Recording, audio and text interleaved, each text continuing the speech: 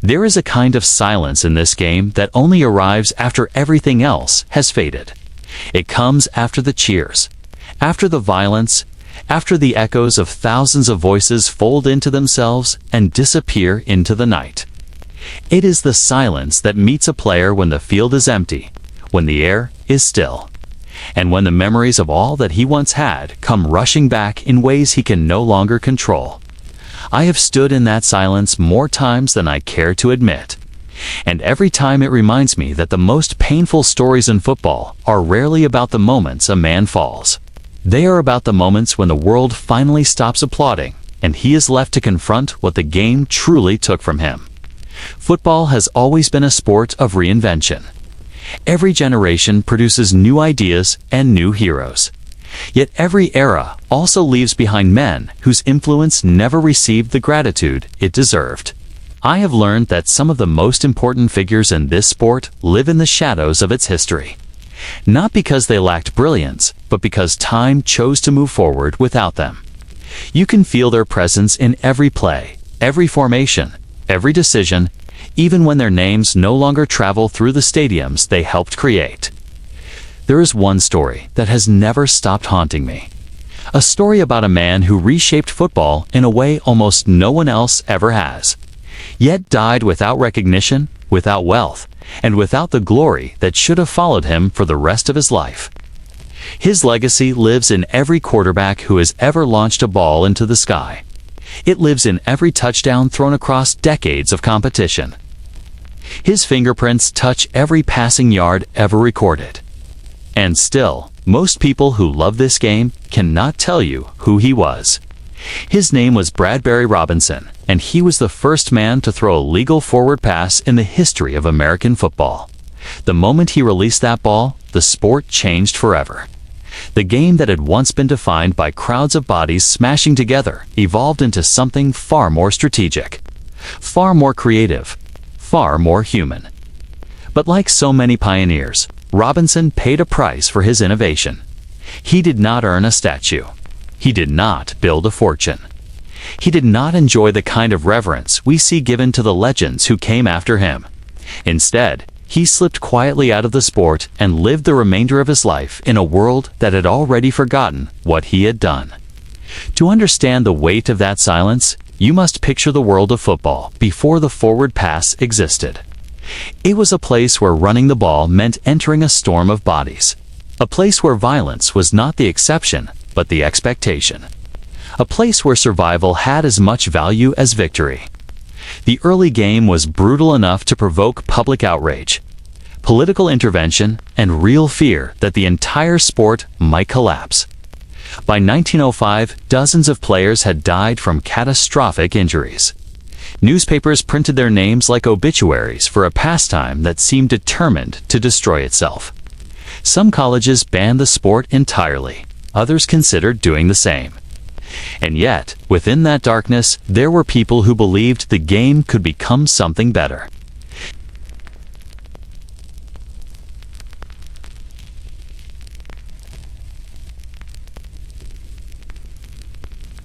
Bradbury Robinson was one of those people. He was not a star by the standards of his era.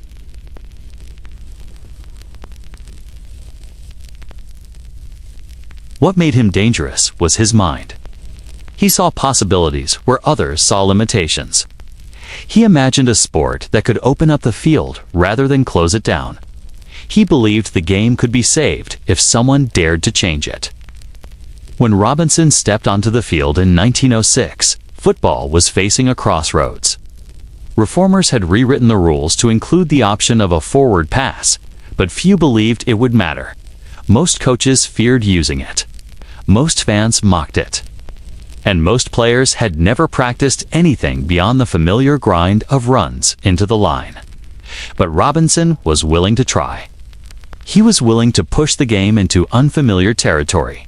He was willing to risk failure and criticism to test an idea that no one else had the courage to embrace. That single throw in 1906 did not look like much at first. It did not resemble the graceful spirals we admire today. It did not carry the crowd to its feet. but it changed the trajectory of the sport in a way no one understood at the time. It opened the door for innovation, creativity, and strategy. It breathed new life into a game that was suffocating under its own brutality. That moment should have transformed Robinson's life. It should have secured his place as one of the most important figures in football history. But that is not what happened. Football evolved without him. As the years passed, other names rose into legend. Coaches crafted new systems. Quarterbacks built careers on the foundation he had laid. Stadiums filled with fans who watched the passing game blossom into the backbone of the sport. Television networks turned quarterbacks into cultural icons. The game grew into an institution worth billions. And somewhere in the quiet margins of history, Bradbury Robinson lived a life that bore no resemblance to the legacy he deserved. The truth is that the stories we celebrate in football often follow a single pattern: triumph, recognition, immortality. But the stories we ignore follow another path: contribution without reward, innovation without acknowledgement, impact without memory. Robinson's journey belongs to the second path, and that is what makes it so compelling and so devastating. It forces us to confront the uncomfortable truth that this sport, for all its grandeur, has not always honored the people who shaped it.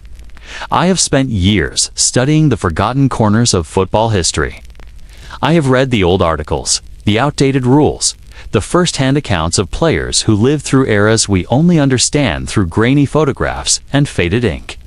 And every time I return to Robinson's name, I am struck by how little the world offered him in return for what he gave us. He did not seek fame, but he deserved recognition. He did not chase wealth, but he earned security. He did not demand anything from the game, but the game owed him more than silence. The silence that surrounds his name is not the kind that comes from peace. It is the silence that follows after a legacy has been overlooked. It is the silence of a life that slipped out of the spotlight before anyone realized how important it had been. That silence still lingers even today. It's carried through every stadium where the forward pass rules the field, echoed through every huddle where quarterbacks prepare to unleash another connection downfield. And so before we explore the full shape of Bradbury Robinson's life, before we break down the decisions, the controversies, the triumphs, and the tragedies, we must begin with the simple truth that his story is one the sport should have told long ago. This is the journey of the man who changed football forever and still died without the rewards, respect, or remembrance his contribution demanded. It is a story about genius, sacrifice, and the cost of innovation. It is a story about a man who saved a sport that was collapsing under its own weight. And it is a story about how even the greatest legacies can be lost when the world decides to look the other way. This is the story of Bradbury Robinson, the player who invented the forward pass but died broke. There are moments in history when a sport stands on the edge of its own destruction, and football in the early 1900s lived its entire existence on that edge. When I look back at those years, I see a game that carried the roar of crowds, yet also the unmistakable shadow of mortality. It was a sport played in mudfields and narrow minds, built on the belief that courage was proven only by the punishment you could withstand. Every season brought new headlines about broken ribs, crushed skulls, and young men carried off fields with injuries that would stay with them for life. The violence was not incidental. It was the identity of the game. College presidents debated whether to shut it down entirely. Editorial boards in newspapers across the country accused football of being nothing short of institutionalized brutality. Even parents who once encouraged their sons to play began to question whether tradition was worth the risk. By 1905, the number of reported football fatalities had climbed so high that the public was no longer asking if the sport needed reform, but whether it deserved to survive at all. 18 players had died that year. At least 150 more suffered serious injuries. The numbers carried weight not only because they were tragic, but because they were documented at a time when many injuries went unrecorded. The Chicago Tribune called for an outright ban. Harvard's administration convened emergency meetings. Columbia withdrew from competition. The sport that would one day define American identity was close to being outlawed entirely. Into this crisis stepped a figure few college athletes ever imagined would become essential to their survival. President Theodore Roosevelt understood the symbolic power of football. He believed the game built character, but he also understood the nation's growing anger. In October of 1905, he invited leaders from Harvard, Yale, and Princeton to the White House and told them in unmistakable terms that the sport had to change. It was not a request. It was a warning. Reform or lose the game. Roosevelt knew that the public would not tolerate another season filled with casualties. He pushed for rules that emphasized skill over collisions, intelligence over brute force, and strategy over mayhem.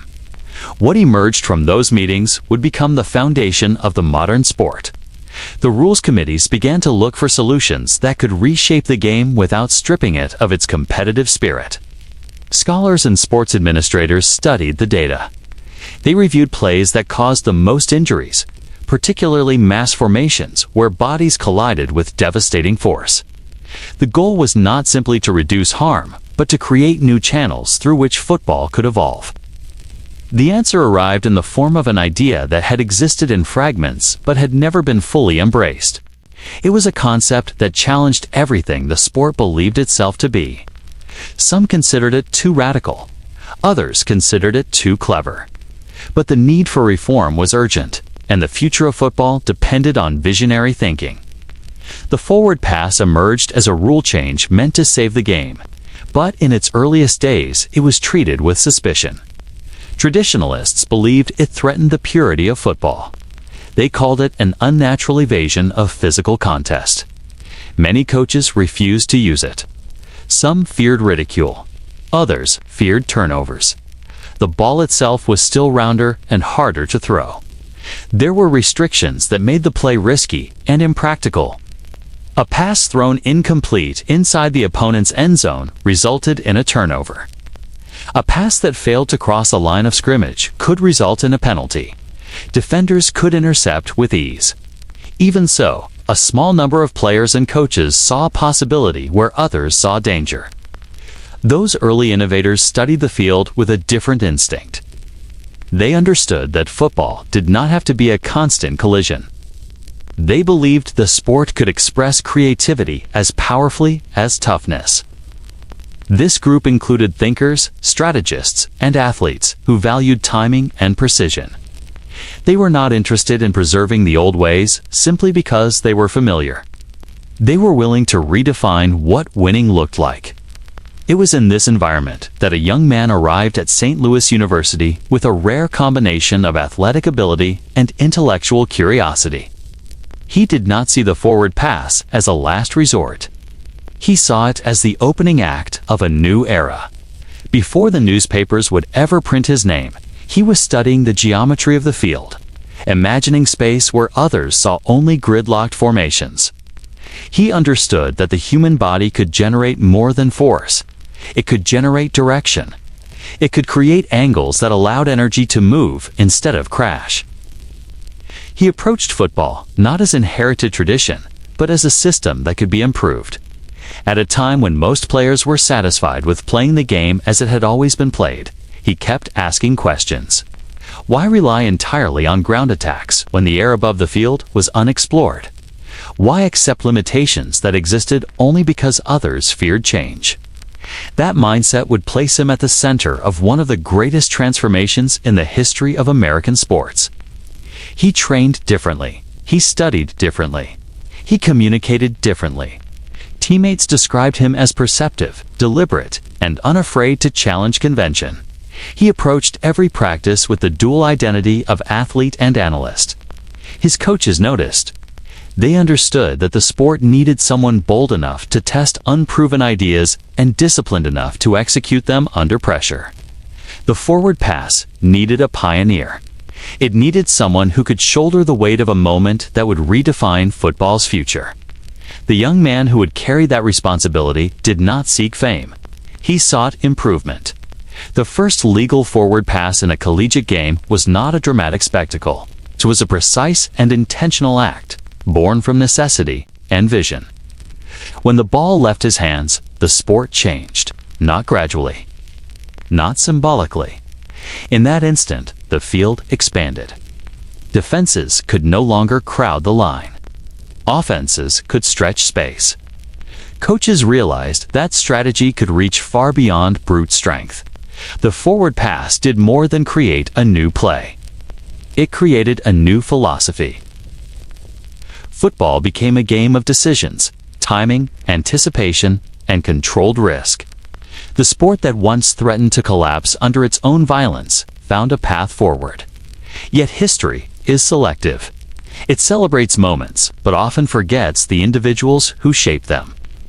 Innovators who break the mold rarely receive credit equal to their impact. For some, recognition arrives later in life. For others, it never arrives at all. The man behind the first forward pass should have lived the rest of his life as a celebrated pioneer. He should have enjoyed the rewards of altering a sport that would one day generate billions of dollars, command national attention, and captivate generations. Instead, his legacy faded in the public memory. His accomplishments, though foundational, were overshadowed by louder eras and more famous names. The forward pass became a universal weapon, but the player who introduced it became a quiet footnote. The more I studied the documents, the more I saw the contrast between achievement and recognition. Newspaper clippings celebrated the play, but rarely the mind behind it.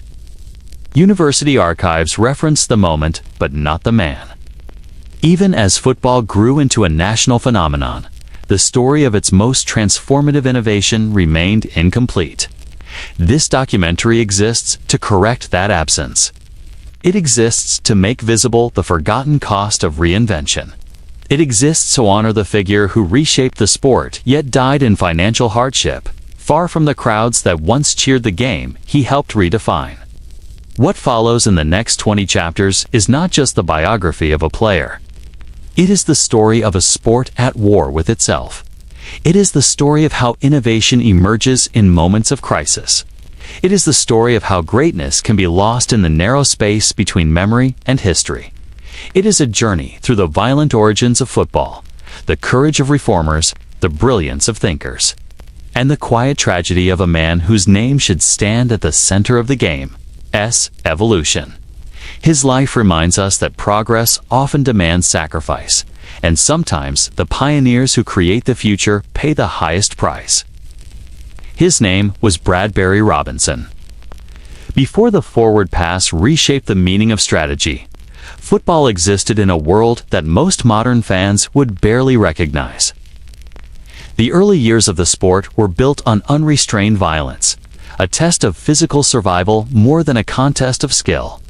When I study those decades, I can almost feel the heaviness in the air, the sense that every snap of the ball carried a risk far greater than defeat. The athletes of that era stepped onto fields not just with the expectation of pain, but with the understanding that serious injury was common and death was a possibility. They did not consider themselves unlucky if they limped home after a game. They considered themselves fortunate if they could walk home at all. Football before 1906 was a battleground shaped by collisions, packed formations, and an unforgiving culture that equated danger with honor. The brutality was not accidental. It was the core identity of the sport. Teams built their tactics around mass momentum, pushing forward in tight clusters of bodies, trying to overpower opponents by sheer force. Players slammed into one another with minimal protective gear. Helmets were optional and often little more than thin leather caps. Shoulder pads offered minimal support. Many uniforms were soaked in mud and sweat before the opening whistle even sounded. What mattered was not agility or precision, but endurance. The more punishment a player could absorb, the greater his reputation. This mindset fed into dangerous formations that crowded dozens of players into narrow lanes, turning each play into a human avalanche. The newspapers documented the consequences with alarming regularity. Headlines across the country reflected a sport spiraling toward public crisis. When journalists described the injuries, they did so with a tone caught between fascination and horror. Reports from the Chicago Tribune, the New York Times, and countless regional papers filled their pages with accounts of young men crushed beneath piles of bodies, their ribs snapped, their skulls fractured, their lives altered in a single moment. Columns included casualty tallies that resembled wartime records. The numbers were more than statistics. They were evidence of a sport unable to control its own ferocity. In 1905, the year that truly shook the nation, the documented fatalities reached 18. That number alone pushed outrage to new heights, but the injuries that accompanied it were even more staggering. More than 150 serious injuries were recorded, and historians believe many more went unreported. The stories behind those figures revealed a pattern of suffering that the public could no longer ignore. College presidents faced mounting pressure from parents who feared that their children were placing themselves in mortal danger. Editorial boards wrote with the urgency of institutions confronting moral failure. One writer for a prominent Eastern newspaper described the sport as a contest of survival, masquerading as recreation. Another claimed that football had become a national disgrace. The outrage did not emerge from a single event. It gathered strength from years of accumulated tragedy. For nearly a decade, the sport had been drifting toward disaster. Spectators accepted brawls, broken bones, and unconscious players as common sights. Coaches encouraged their teams to maintain a level of aggression that today would be unthinkable. Referees struggled to control the chaos. In some games, the violence was so extreme that crowds hurled objects onto the field in protest.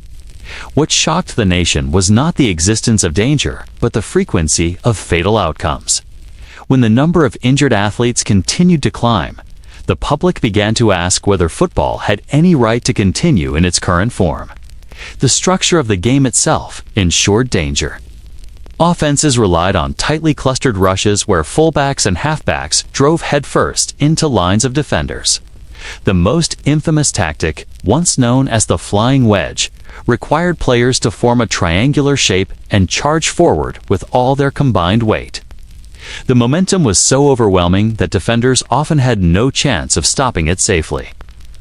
Bodies collided with violent force that no medical staff of the time was prepared to manage. Even after the flying wedge was banned, variations of the formation persisted. Teams built similar plays that maintained the spirit of the old tactic. The ball remained on the ground almost every play. In this era, creativity had little room to flourish. The sport had boxed itself into its own narrow design, with results that proved catastrophic. The absence of the forward pass meant that every yard gained required physical confrontation. Coaches had no alternative. They could not stretch the field horizontally. They could not open vertical lanes. They could not redirect the game into open space where athletes could move freely. Instead, they forced collisions at close range, hoping to overwhelm rather than outthink opponents. Strategies emphasized brute strength over precision, creating an environment where the most violent teams often dominated. The lack of offensive diversity turned football into a predictable gauntlet of injury. Players understood the risks. Many of them accepted danger as a form of discipline. That mindset reflected the culture of the era, which believed hardship built character. Athletic fields became proving grounds for courage, but that belief could not hide the growing discomfort felt by spectators and administrators. When death became a recurring part of the sport, people realized that football had reached a breaking point. Change was not simply a noble idea, it was a matter of survival for the sport itself. Parents wrote letters to university officials demanding accountability. Some withdrew their children from teams entirely. School boards held emergency meetings. Prominent clergy condemned the sport from pulpits, warning that football had become a moral threat to the lives entrusted to academic institutions. When Columbia University withdrew from competition, it signaled a turning point. Other schools considered abandoning the sport as well. There were discussions about shutting down entire programs for the sake of public safety. That possibility hung over the sport like an approaching storm. The public pressure grew stronger throughout the year. Each new article detailing injuries intensified the call for reform. The longer the sport resisted change, the closer it came to losing its legitimacy. The urgent question no longer revolved around the fairness of competition, but the value of life. Could a sport that resulted in so many deaths be justified in a modern society that claimed to value education and responsibility? Could schools defend a game that placed students in harm's way without offering meaningful protection? These debates reached national attention, forcing leaders to respond before the sport dissolved under the weight of its own violence. The brutality became especially clear when comparing football to other collegiate activities. Track and field valued speed. Baseball valued coordination. Rowing valued endurance and teamwork. Football, in contrast, valued collision above all else. Its identity revolved around impact, and that identity threatened to destroy it. Reform was not simply a matter of improving rules. It was a matter of reimagining the sport altogether. Without structural change, football had no future. It would collapse under the combined pressure of public outrage and administrative fear. In this volatile environment, the call for innovation became unavoidable. Reformers argued that football needed to evolve from a contest of force into a contest of strategy. They insisted that the field should become a space for skill, intelligence, and creativity. Others resisted these ideas, believing that altering the game would weaken its spirit. But the truth was unavoidable. If football continued down its existing path, it would soon be outlawed or abandoned. The nation would not tolerate another season filled with injuries and deaths. The world before the forward pass was a world moving toward collapse. It was a landscape shaped by tradition, yet threatened by that very tradition. The sport's survival depended on the courage to release old ideas and embrace new ones.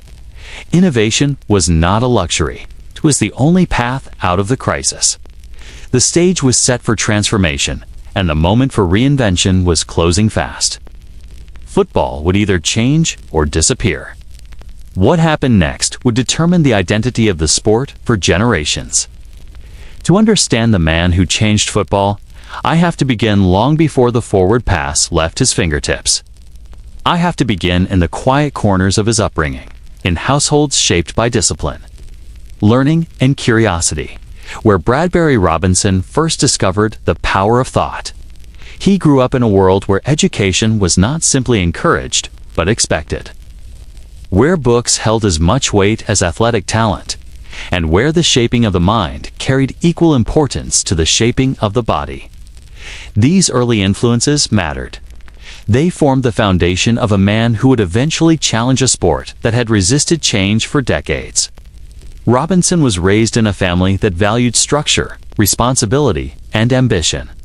He learned discipline from parents who believed that every task, no matter how small, deserved full commitment.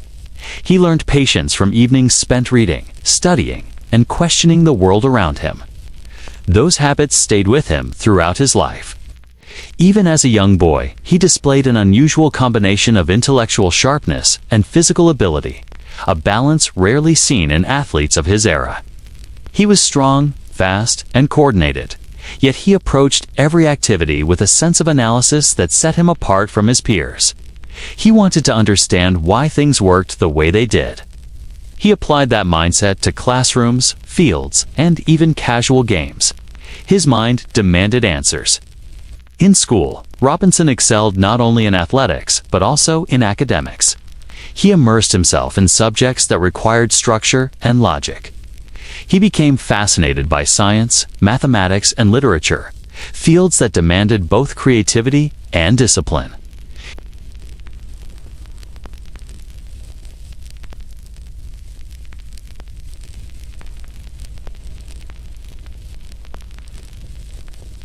Teachers recognized his potential early. They described him as a student who refused to accept information without understanding its reasoning. That refusal would later become one of his defining traits. Robinson's athletic ability was undeniable. He possessed an unusual combination of speed, strength, and coordination that made him a natural competitor. He ran with balance and moved with efficiency, traits that made him valuable in nearly every sport he tried. But physical gifts alone did not explain his effectiveness. What truly separated him was the way he studied the game. Even as a teenager, he analyzed movements, formations, and tendencies. He watched opponents carefully, identifying patterns and weaknesses. He took nothing at face value. He challenged standard practices and asked whether there might be a better way to approach competition. His mind worked constantly, measuring possibilities that others never considered. That desire to question norms showed itself early in his athletic life. While other young players accepted the traditional methods of training and strategy, Robinson examined them with a critical eye. He wanted to know why a certain drill mattered, why a coach insisted on a particular formation, or why teammates approached situations without creativity. Some interpreted his questions as stubbornness. In truth, they were the beginning of an innovator's journey. Robinson did not rebel for the sake of rebellion. He simply refused to accept limits without exploring alternatives. Football during Robinson's youth was still bound tightly to its early traditions. The sport relied on muscle and momentum, not imagination. Plays followed predictable patterns, and creativity appeared only in small variations of existing tactics. But Robinson sensed that new possibilities existed. He noticed inefficiencies in the crowded formations. He observed how defenders reacted to the same repeated plays. He understood that the field contained space that was rarely used. These observations formed the roots of a revolutionary idea long before he had the opportunity to bring it to life. His early coaches saw flashes of brilliance in him. They admired his athleticism, but did not always understand his strategic insights. When he questioned certain formations, they often dismissed his perspective as unnecessary complication. But he continued to study the game. He watched how other teams adapted to challenges. He read newspaper reports about injuries and controversies surrounding the sport's growing brutality. He recognized that football as it existed could not withstand the pressure of public condemnation. Even before he fully understood his place in the sport, he sensed that change was coming. Robinson's curiosity extended beyond the field. He studied human physiology, psychology, and decision-making. He learned how athletes responded under stress.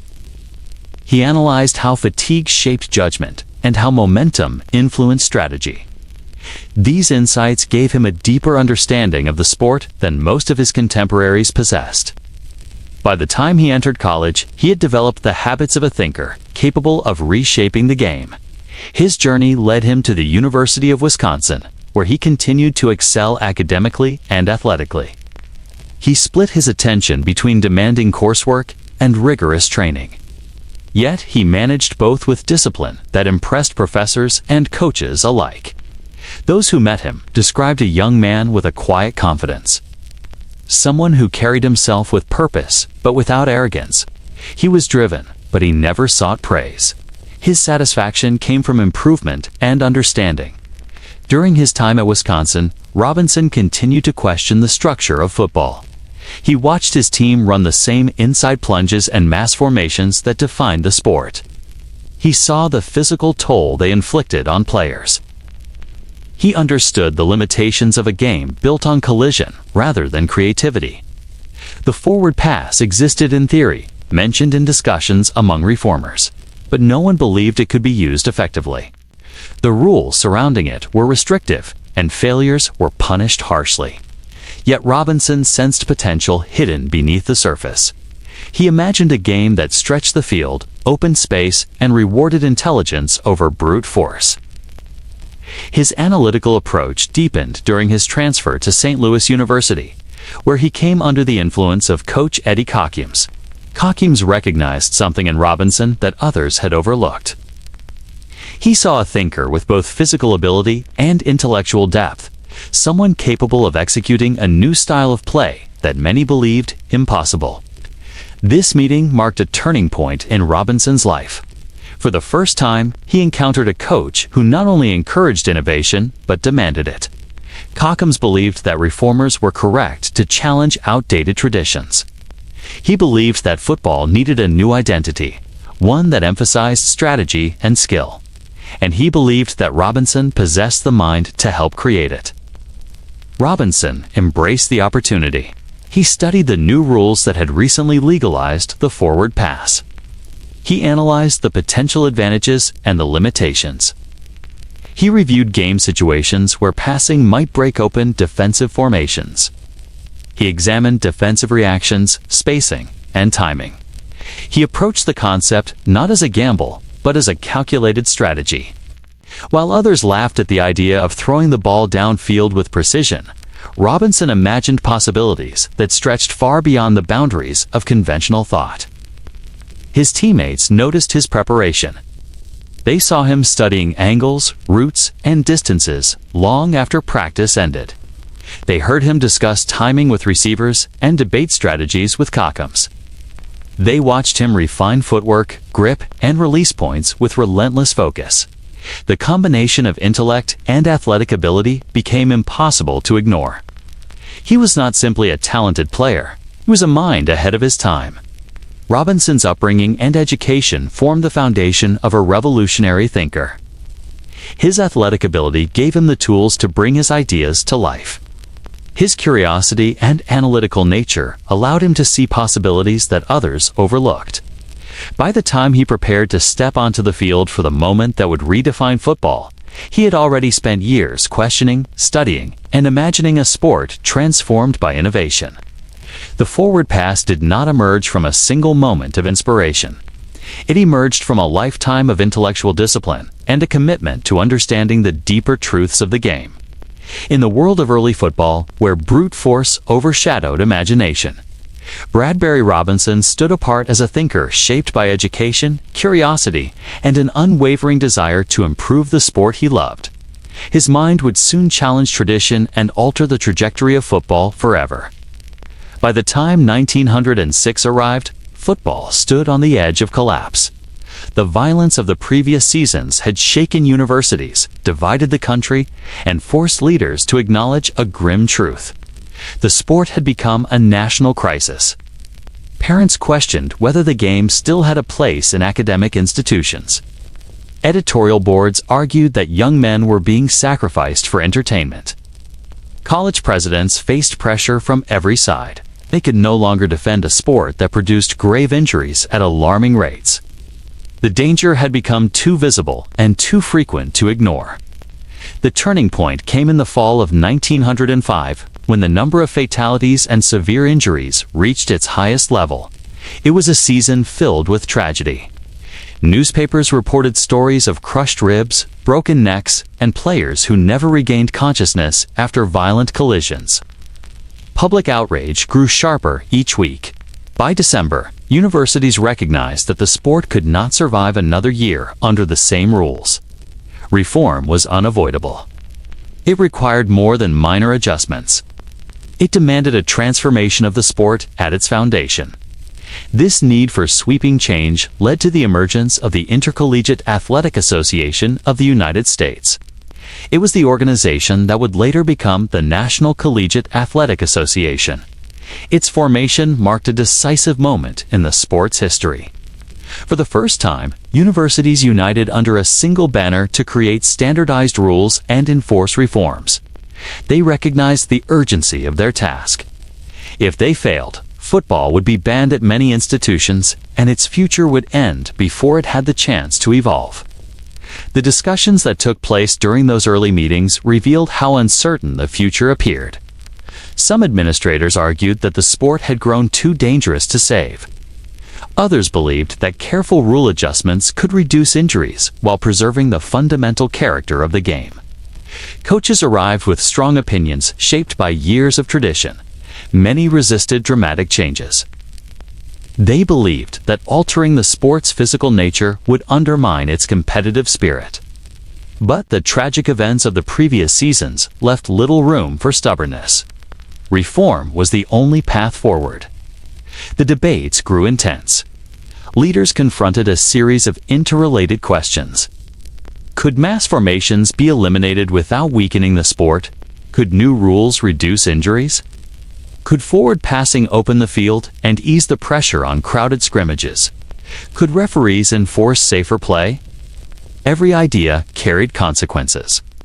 Reformers wanted to reduce violence, but traditionalists feared that change would make football unrecognizable.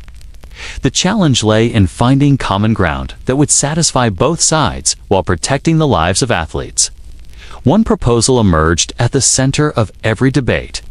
It was the idea of allowing the forward pass to shift the focus of the game away from dangerous mass formations.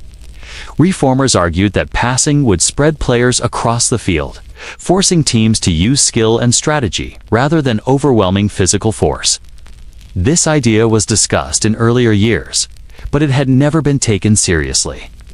The rules at the time made passing impractical. An incomplete pass resulted in a turnover.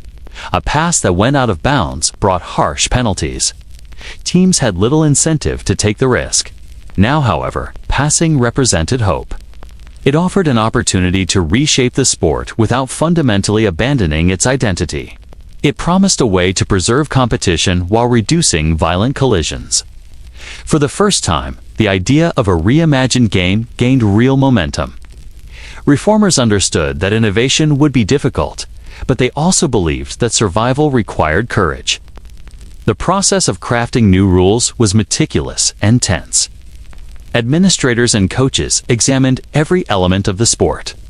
They studied injury reports, game statistics, and eyewitness accounts. They reviewed plays that resulted in injuries. They analyzed mass formations to determine how and why they produced dangerous situations. They debated the spacing of players and the length of the field. They examined the roles of officials and considered how enforcement could improve safety. The weight of responsibility was immense. Each rule carried the potential to protect lives or alter the sport beyond recognition. The first drafts of the forward pass rule reflected both caution and hope.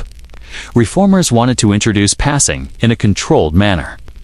They proposed allowing the ball to be thrown forward from behind the line of scrimmage. They limited the distance and placement of receivers. They imposed penalties to prevent reckless strategy. They created restrictions to maintain fairness. These early drafts were not perfect, and they revealed the uncertainties surrounding innovation.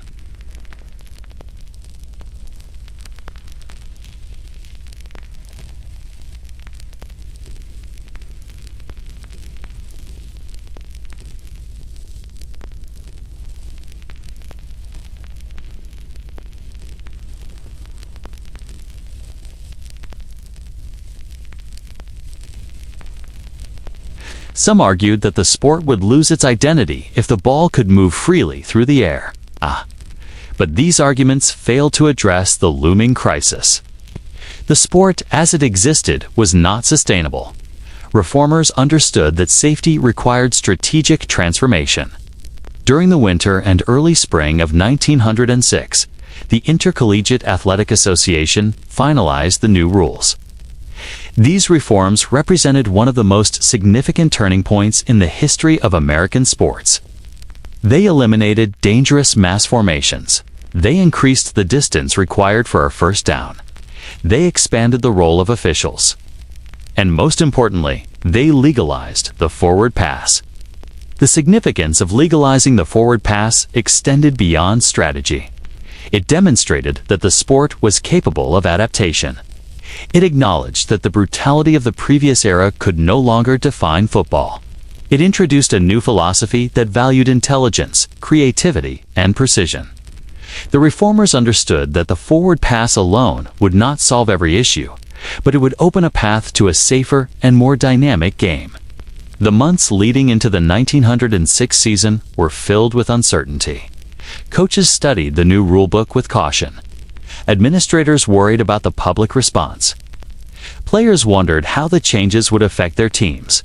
Some saw opportunity, others saw risk. But everyone recognized that the sport had entered a new era. The future of football rested on its ability to adapt to these rule changes. Many schools prepared for the new season by revising their strategies. They practiced open formations that allowed more space between players. They developed new plays that incorporated passing, lateral movement, and misdirection. Coaches experimented with timing and routes even though they were unsure of how defenses would respond. The forward pass remained an untested concept in live competition. No one yet knew whether it could succeed. Scholars and journalists followed the developments closely. Some praised the reforms, calling them necessary and overdue. Others questioned whether the changes would be enough to reduce injuries. Articles published during those months reflected a mixture of hope and hesitation. The future of the sport seemed fragile, but the reforms convinced many that there was a path forward. Football was no longer on the brink of abolition. It had been granted an opportunity to evolve. This was the world Bradbury Robinson entered at the moment when the sport needed innovation most. He arrived not as a mere participant, but as someone capable of unlocking the full potential hidden inside the new rulebook. The forward pass had been legalized, but its power had not yet been realized. The sport stood at a moment filled with possibility and uncertainty. Everything depended on the minds and hands of players who believed in the promise of change. The morning of September 5, 1906, arrived with a sense of quiet tension that carried across the campus at St. Louis University. The air was crisp with early autumn and heavy with expectation. For most players, it was the first day of the season, and for some, the beginning of an era they could not yet fully understand. But for Bradbury Robinson, it was the culmination of years of preparation, study, and anticipation. He approached the field with a calm purpose, carrying not just the weight of his position, but the potential to redefine the sport itself. In his mind, this was more than a game. It was a test of an idea that many still regarded as improbable, even foolish. The crowd that gathered was relatively modest by modern standards, but it carried a mix of curiosity and skepticism. Local newspapers had noted the recent rule changes, mentioning the forward pass with cautious optimism. Reporters questioned whether the concept would succeed or simply produce confusion on the field. Coaches and teammates debated its utility, weighing risk against the possible advantage. Critics had already dismissed the idea as too risky, too artificial, or too far removed from the spirit of traditional football.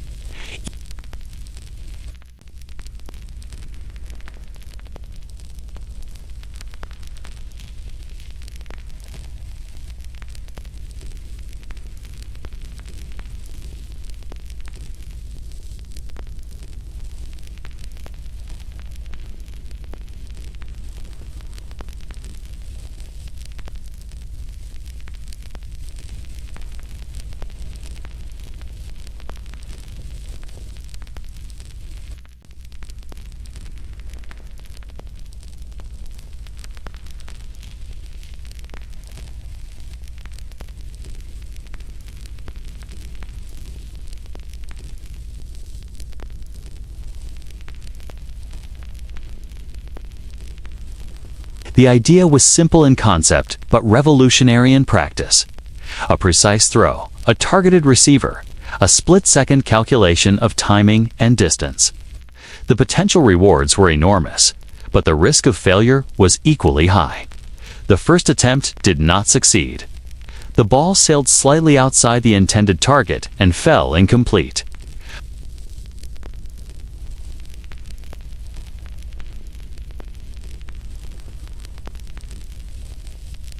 A collective tension filled the stadium, part disappointment and part relief. Failure was an inevitable companion of innovation. Yet, even in that moment, there was recognition that something unprecedented had been attempted. The rules were designed to encourage careful execution. They were restrictive, a reflection of the cautious optimism with which reformers approached the forward pass. Every detail mattered, and Robinson had experienced firsthand the narrow margin between disaster and success. Undeterred, Robinson adjusted. He reviewed his grip, his stance, and the alignment of his receiver. He considered wind and field conditions, the placement of defenders, and the timing of the snap. Every variable became an equation in his mind. The second attempt, like the first, carried uncertainty, but it also carried preparation. When he released the ball, it traveled through the air in a perfect arc, reaching its target with precision. The receiver caught it cleanly and advanced the play. The moment passed quickly, but its significance was immediate. For the first time in a recorded collegiate game, the forward pass had succeeded under legal conditions.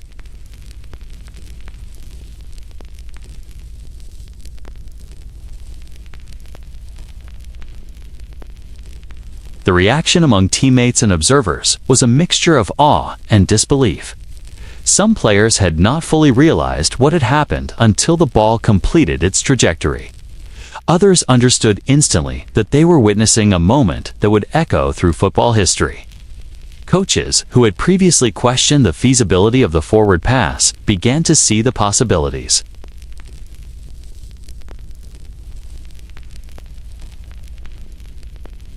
In that instant, the sport began to expand in ways that had been previously unimaginable.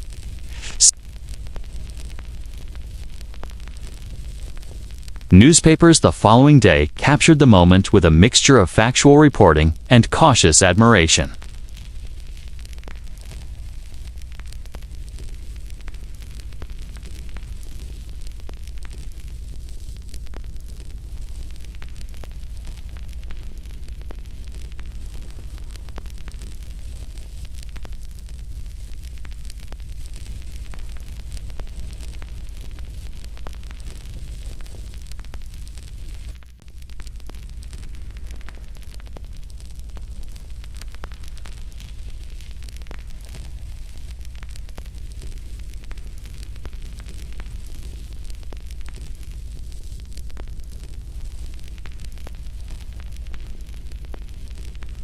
Robinson himself maintained a quiet focus.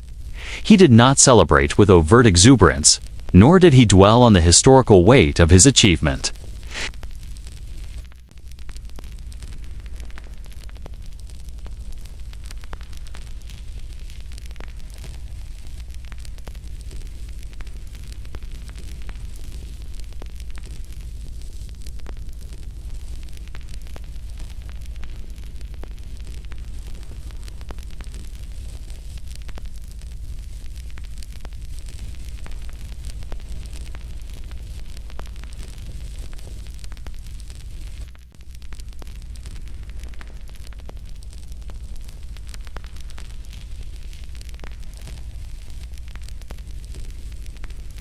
Receivers adjusted their routes and timing. Coaches studied the outcomes, analyzing how the new tactic could fit within the broader strategy of their team.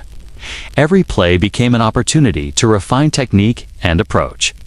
By the end of the match, the potential of the forward pass had been demonstrated, even if it was not yet fully mastered. In retrospect, the day of the first legal forward pass represents more than a statistical milestone. It symbolizes the intersection of intellect, athletic skill, and timing. It demonstrates how preparation, curiosity, and courage can create moments that reshape a sport. Robinson's role was pivotal, not because he invented the idea in isolation, but because he had the discipline and vision to execute it under pressure. He understood both the mechanics and the broader strategic implications.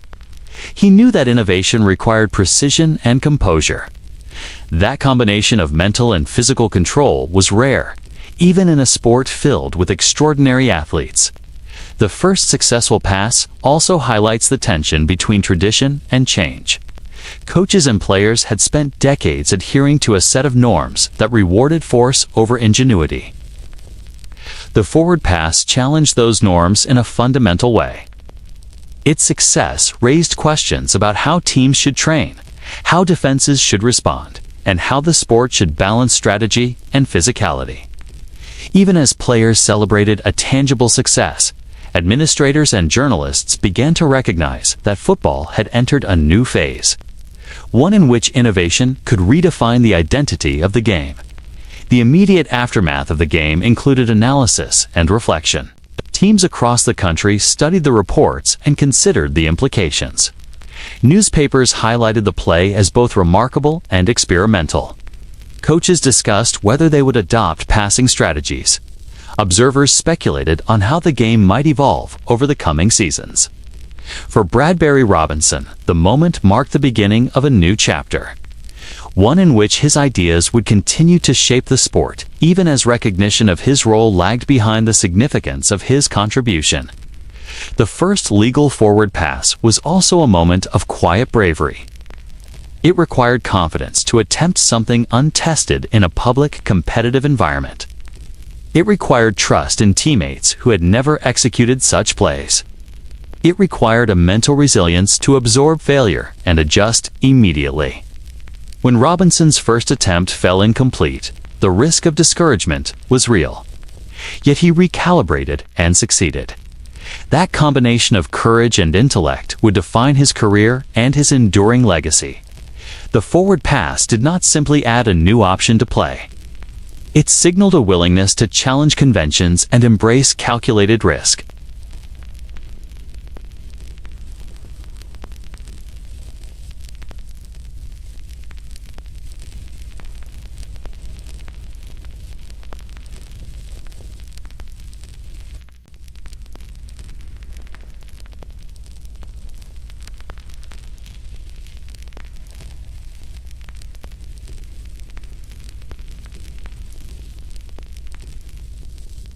It marked the beginning of a shift from a purely physical contest to a cerebral sport that demanded mental acuity as much as physical strength. That day, football gained a new dimension, and Bradbury Robinson's hand guided it into uncharted territory. The story of the first legal forward pass reminds us that history is often shaped by precise, deliberate action. Innovation requires both imagination and execution.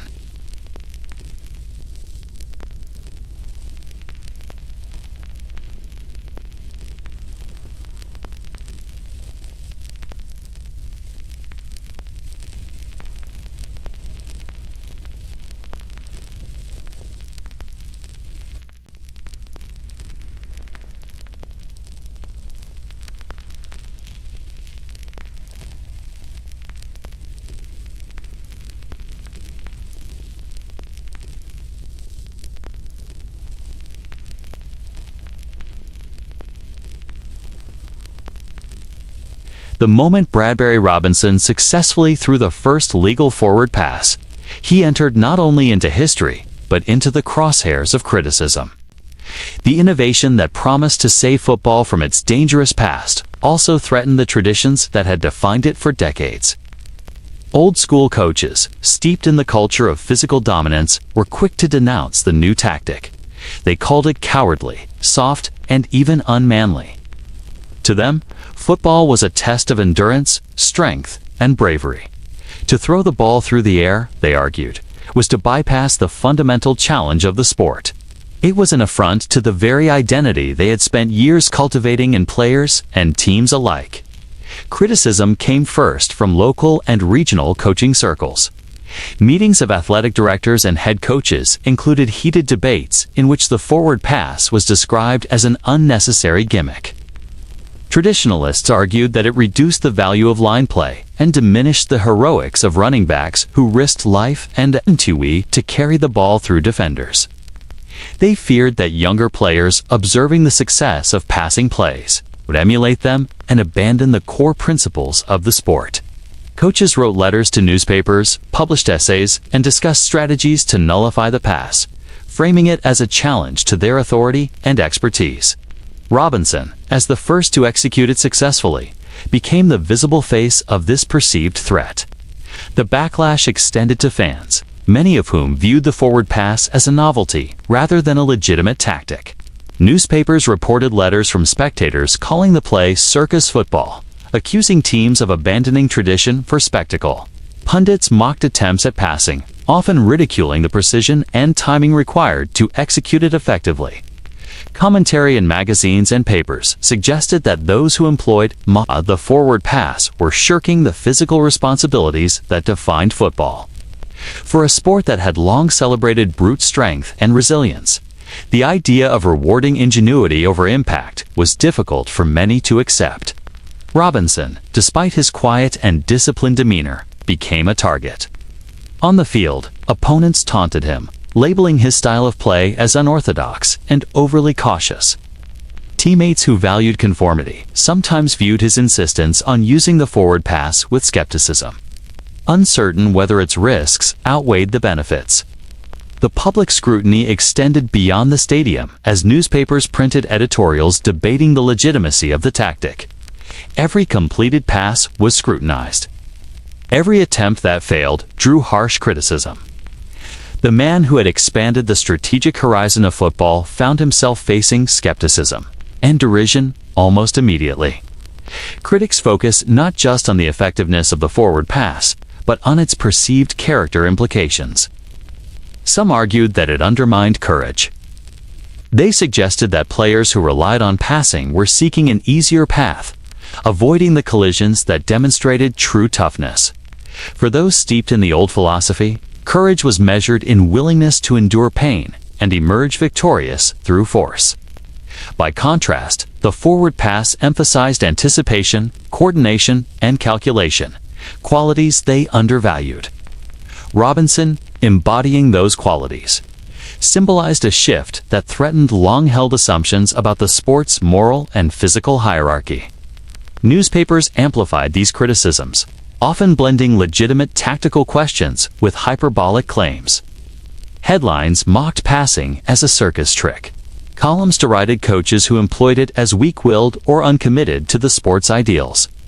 Cartoonists even depicted Robinson as a man tossing a ball through impossibly small openings, while defenders looked confused or disoriented. The media's focus on spectacle rather than substance reflected the tension between tradition and innovation. Robinson's success on the field had made him a figurehead, and public opinion became a crucible for the values of football as a whole. Within collegiate circles, debates about the forward pass sometimes escalated to formal discussions at athletic meetings. Administrators and coaches examined whether the rule changes aligned with the spirit of the sport. Traditionalists feared that universities would produce athletes less capable of enduring physical trials if passing became central to the game. Reformers, including those who recognized the risk of injury in mass formations, argued that the forward pass could make football safer without diminishing its competitive nature.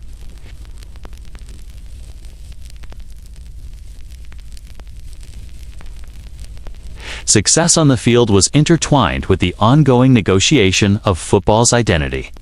Despite the criticism, the forward pass began to influence strategy, slowly but persistently. Coaches who dismissed it at first were forced to reconsider as opponents demonstrated its effectiveness. Defenses that had dominated by strength and intimidation suddenly faced the challenge of tracking a moving ball and adjusting to receivers spread across the field. The psychological impact was significant. Players accustomed to relying on brute force had to adapt or risk being outmaneuvered.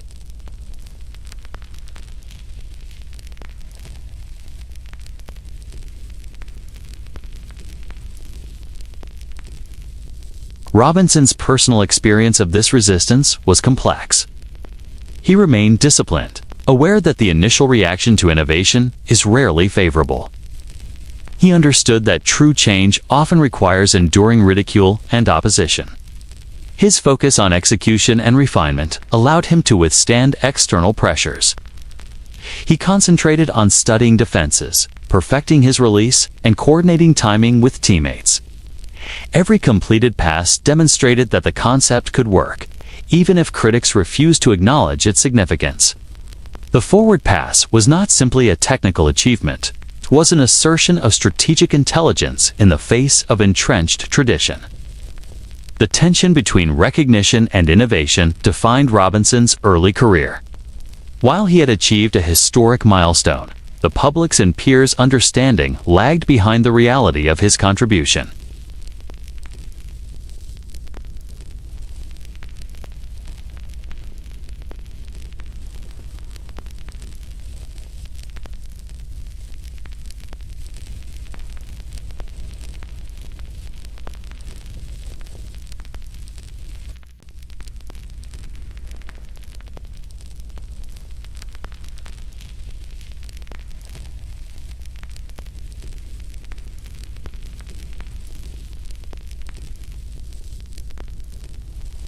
The broader context of backlash highlights a recurring theme in the history of innovation.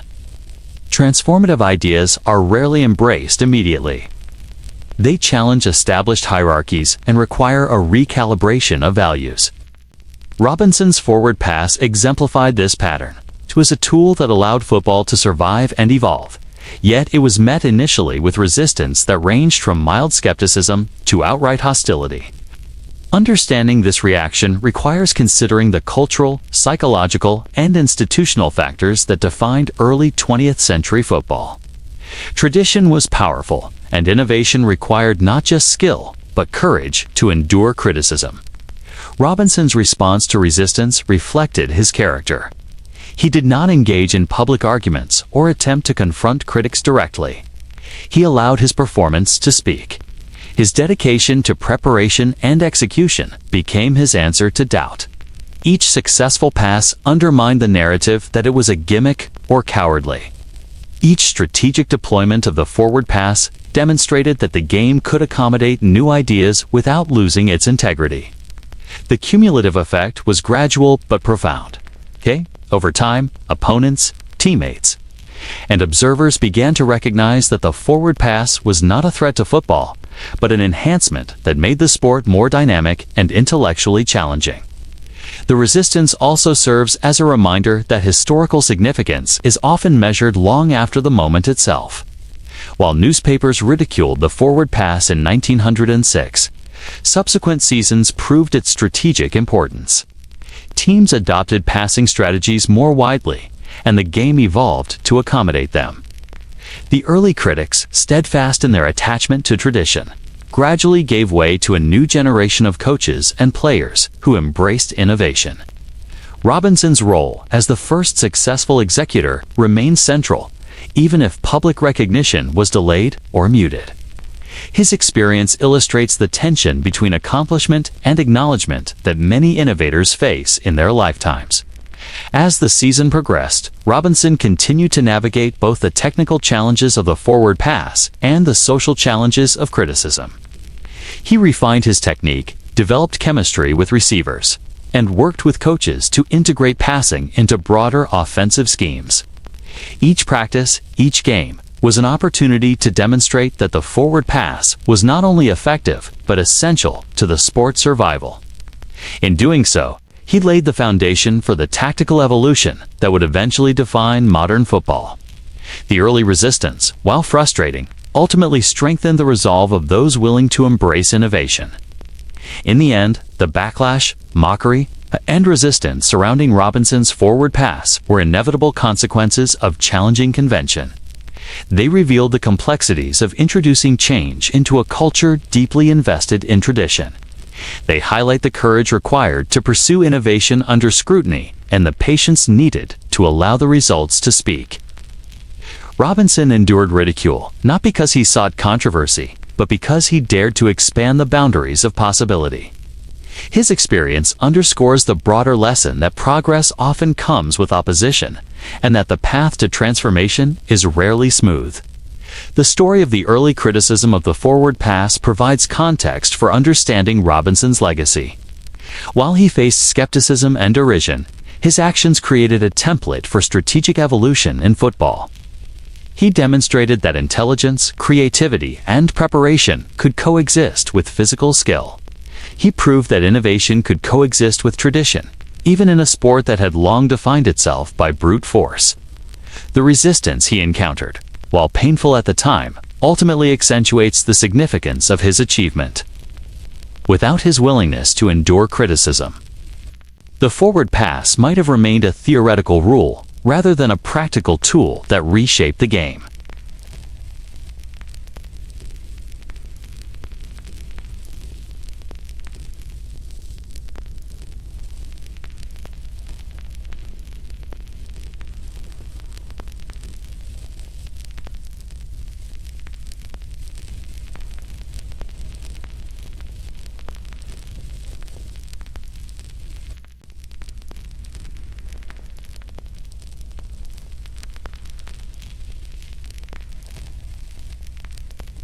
The forward pass was no longer a novelty, but it was still far from standard practice. schools across the country began experimenting cautiously. Coaches who had once ridiculed the idea watched with interest as teams like St. Louis University demonstrated its potential.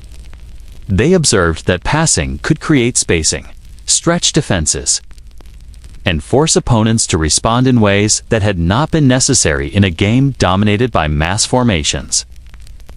Some programs incorporated a single passing play into their offensive schemes, while others used it selectively when traditional strategies faltered. The process was deliberate.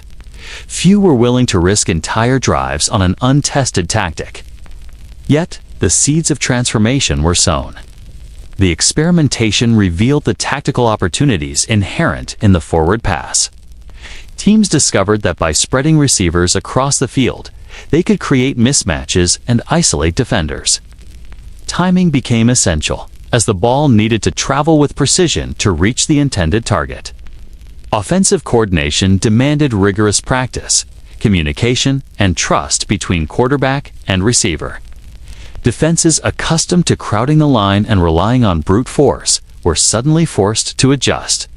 Coaches began to rethink formations using spacing to their advantage rather than relying solely on collisions.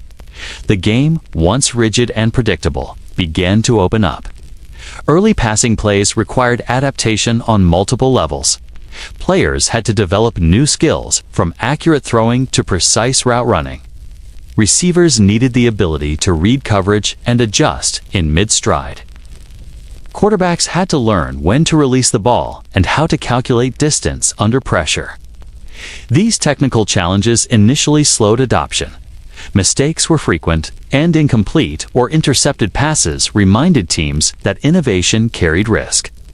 Yet each attempt contributed to collective knowledge, and incremental improvements gradually increased the reliability and effectiveness of the forward pass. Bradbury Robinson's influence extended beyond the field of St. Louis University. As word of his success spread, young athletes across the country began to see the forward pass as a viable tool. Newspapers recounted his throws, coaches discussed strategy in meetings, and players watched films or attended games to observe execution. The forward pass offered a new horizon for athletes who combined speed, agility, and intelligence. It introduced the possibility of redefining offensive identity, allowing teams to highlight mental acuity as much as physical prowess. Robinson's throw, though singular in its historical moment, became the inspiration for a generation of passing enthusiasts. Some early adopters emerged as unexpected stars. Players who had previously been considered secondary contributors found new opportunities to influence the game. Receivers developed reputations not for enduring collisions, but for their ability to anticipate, adjust, and complete plays. Quarterbacks, long trained to navigate crowded scrimmages, now trained to deliver precision passes under dynamic conditions.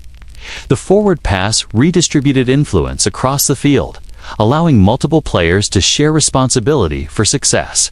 Teams that embraced the innovation gained strategic advantages, demonstrating the practical value of what had once been dismissed as a gimmick.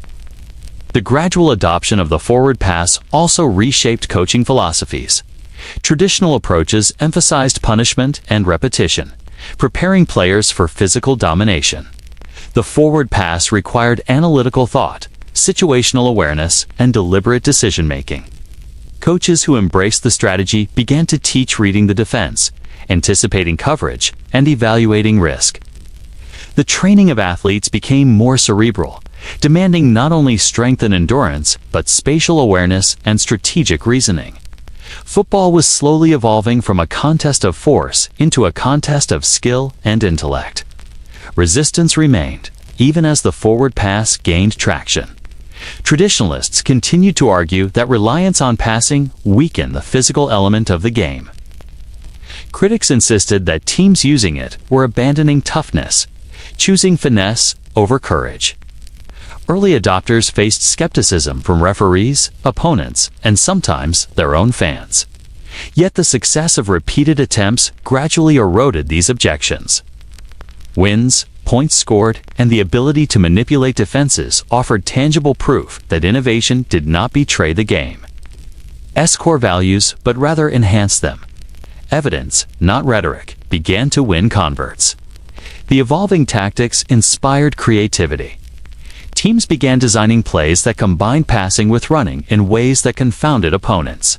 Trick plays, later called reverses or option passes, were tested.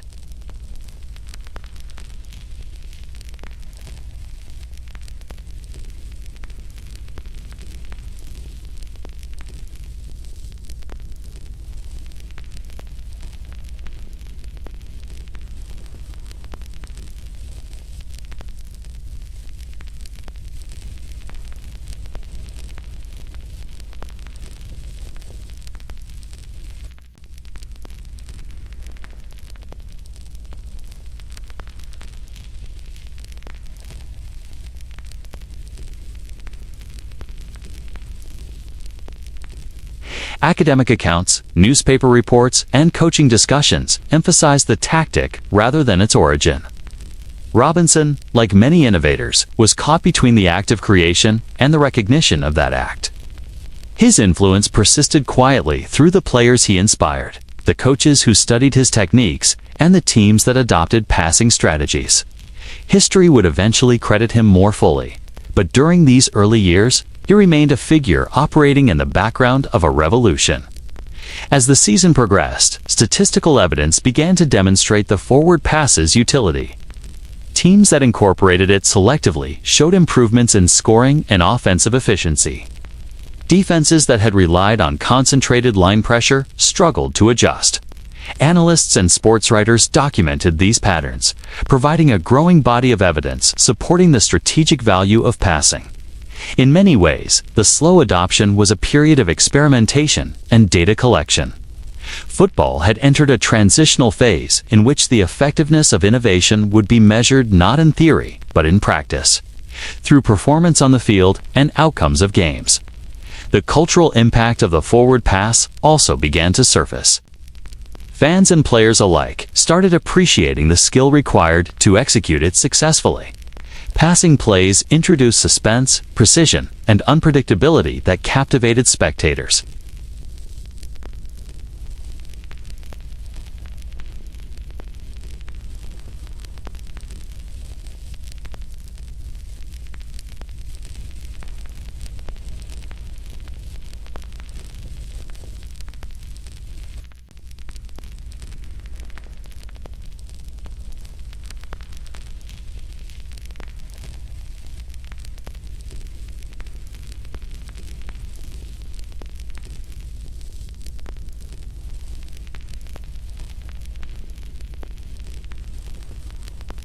Safety had improved marginally as mass formations were de-emphasized.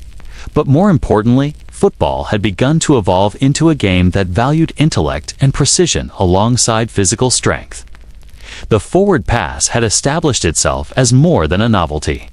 It was a practical and replicable strategy that would shape the tactics and philosophy of the sport for decades to come. Robinson's influence, though subtle in public perception, had created a foundation upon which the modern game would be built. The gradual rooting of the forward pass demonstrates a larger principle about innovation in competitive sports. Transformation rarely occurs instantaneously. It requires evidence, repetition, refinement, and cultural acceptance. Early innovators often endure skepticism and criticism, but their persistence lays the groundwork for systemic change. Robinson's throw, executed with skill and precision, became a living proof of possibility. Each subsequent attempt across the country confirmed its utility and encouraged broader adoption. Football's evolution, like any form of cultural progress, depended on the willingness of practitioners to embrace the uncertain and the untested. By inspiring early passing heroes, challenging coaching orthodoxy, and slowly altering the strategic landscape, Robinson's work in 1906 set the stage for the future of the sport. The forward pass became more than a play. It became a philosophy, a lens through which teams could approach competition, strategy, and player development. The slow but steady adoption underscored the tension between innovation and tradition. illustrating that even transformative ideas require persistence, demonstration, and measurable success to take root. In this period, Robinson's throw began to echo not only on the fields of St. Louis University, but across the nation. The story of the forward pass taking root is a testament to the patience and foresight required for enduring change. Initial resistance, cautious experimentation, and the gradual accumulation of evidence highlight the complex interplay between invention and acceptance. Robinson's contribution, though often understated in contemporary accounts, created a ripple effect that allowed teams to reconceptualize offense, defense, and the very identity of football. The forward pass, once a curiosity, had begun to shape the sport's trajectory, laying the groundwork for the tactical sophistication that would define the modern era. As the forward pass slowly gained acceptance, its influence began to ripple across the very structure of football offenses. No longer could teams rely solely on massed lines of players crashing into one another in a predictable collision. Strategy began to replace brute force as the defining feature of offensive play. Coaches experimented with spacing, timing, and alignment, creating formations that emphasized movement, coordination, and anticipation. The field itself became a canvas, and the forward pass was the brush that allowed players and coaches to paint a new vision of what football could be.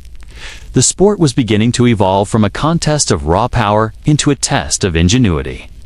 Early formations reflected both experimentation and cautious adaptation. Coaches recognized that simply passing the ball without adjusting how players lined up was insufficient. Teams spread receivers wider across the field, creating gaps and forcing defenders to cover more space. The line of scrimmage, once dominated by static, overwhelming mass, became more dynamic. Backfield arrangements shifted to provide balance between running and passing options. Players moved in patterns designed to confuse defenders, drawing them away from the intended target or creating openings for surprise plays. The forward pass demanded this reimagining of spacing and alignment, transforming the offensive mindset from brute domination to calculated orchestration. Proto-routes began to emerge as part of this evolution. Receivers experimented with running lines that maximized the opportunity to catch the ball cleanly while evading defenders. Quarterbacks coordinated with receivers, timing releases to match the speed and position of their teammates. These early patterns were imperfect and inconsistent, but they demonstrated the principle that football could reward precision, timing, and coordination. The act of running a route became a skill in itself, distinct from the athleticism required for brute force collisions. Players were no longer defined solely by size or toughness, but also by their ability to think, adjust, and execute under pressure. The integration of passing into offensive strategy also reshaped how teams approached risk and reward. Coaches understood that a successful pass could produce a dramatic gain in yardage, but failure could result in a turnover. Decisions about when to attempt a forward pass became a matter of situational analysis rather than instinctual brute force. Timing, field position, and defensive alignment all influenced strategy. Football became a game of calculated risks, and players were tasked with executing high-stakes decisions in real time. The forward pass introduced a cognitive element that shifted the offensive philosophy from reliance on physical dominance to reliance on mental acuity. As teams explored these new strategies, the rhythm and pacing of games began to change. Plays could now stretch the field both horizontally and vertically, creating more movement, faster tempo, and increased unpredictability. Defenses that had previously prepared for rigid mass formations were now forced to adapt continuously. Coaches emphasized agility, anticipation, and communication. Every player on the field became part of a more complex network, with responsibilities extending beyond sheer physical performance. Football had begun to transition from a series of violent collisions to a dynamic contest of both strategy and skill. The transformation was gradual, but evident. Early season records reflect experimentation with passing in combination with traditional running plays. Teams mixed strategies to observe the effectiveness of each approach. Plays were analyzed and refined. Successes led to repetition and innovation, while failures provided lessons for adjustment. Over time, coaches noticed that opponents were compelled to defend against both the traditional ground game and the new aerial threat.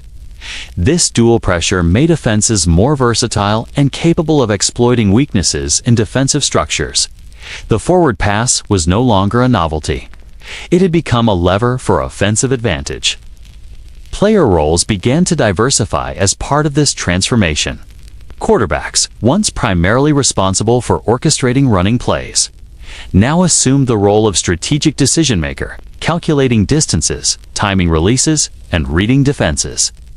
Receivers, who had previously served as secondary contributors, became crucial participants, capable of changing the outcome of a drive. Running backs adapted, learning to integrate running and passing plays seamlessly, creating unpredictability that challenged traditional defensive assumptions. Even linemen had to adjust their blocking techniques to accommodate the expanded offensive possibilities. Each position required a higher degree of coordination and awareness than before. The early adoption of these innovations also illuminated the importance of preparation and discipline. Success with the forward pass depended on precision, timing, and practice. Teams that invested effort in rehearsing routes, synchronizing movements, and anticipating defensive reactions often gained measurable advantages over opponents. Football was becoming a sport in which mental and strategic preparation could match or even surpass physical dominance. The field was no longer a place for brute force alone. It was an environment where intellect and execution could determine victory. Despite the growing success, not every team adapted at the same pace. Some coaches clung to traditional approaches, fearing that reliance on passing would erode the toughness and resilience that defined their players. Others experimented selectively, incorporating the forward pass only in critical situations or as a surprise tactic. The variance in adoption created disparities in performance and contributed to an evolving understanding of strategic balance. Teams that embraced the forward pass as a core component of offense often enjoyed superior results, forcing others to reconsider their resistance. Innovation became self-reinforcing as the effectiveness of passing plays drove further experimentation and refinement. The emergence of early offensive strategies built around the forward pass also reshaped competitive dynamics. Games became more unpredictable, with the potential for dramatic shifts in momentum through well-executed passing plays. Defenses could no longer rely solely on overpowering the line of scrimmage. They were forced to develop coverage schemes, anticipate routes, and communicate effectively. The introduction of the forward pass thus influenced both sides of the ball, demanding more sophisticated defensive planning to counteract new offensive capabilities. The sport, once primarily a contest of physical strength, now required comprehensive tactical intelligence. Innovation in offense encouraged individual creativity within team frameworks. Quarterbacks began improvising when plays broke down, receivers adjusted routes to exploit coverage, and backs learned to read defenses and alter their movements accordingly. The interplay between individual initiative and coordinated team strategy became a hallmark of successful offense. Each player's understanding of spacing, timing, and positional responsibility contributed to the overall effectiveness of the game plan. Football evolved into a sport where the mental agility of players was as important as their physical attributes. The transformation of offense had broader implications for the culture of football. Spectators and media began to appreciate the skill involved in executing complex passing plays.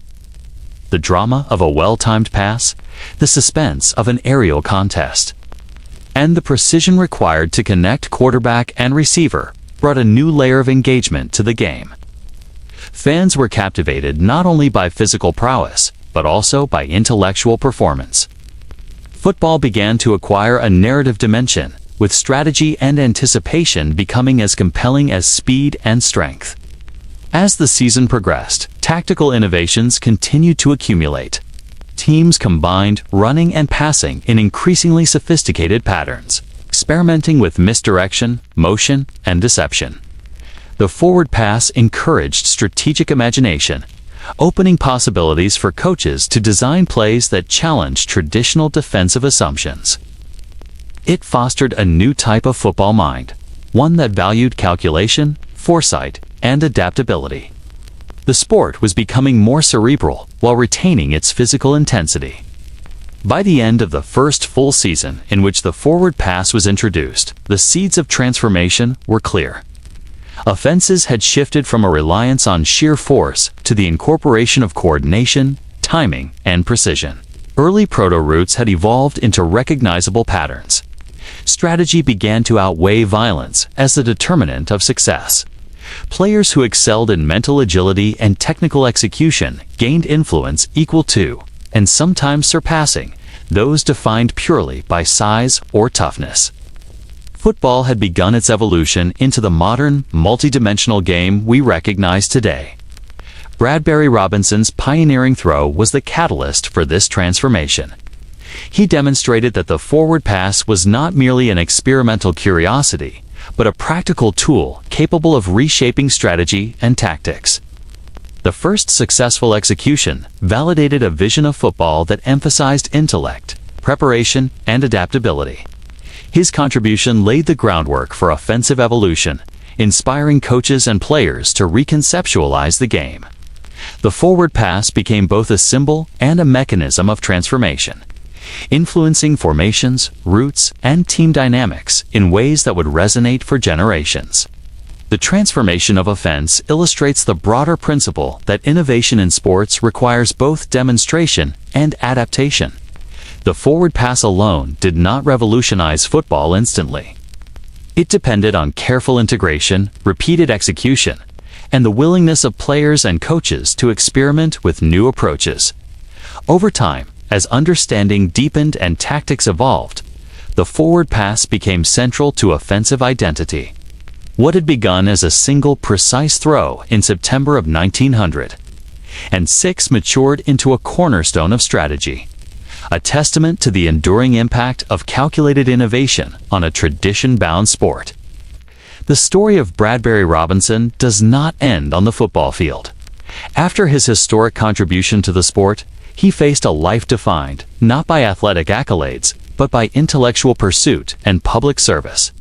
Robinson's transition from athlete to scholar reflected both his personal ambition and the cultural expectations of his era. Football had been a chapter in his life, but it was never the entirety of it.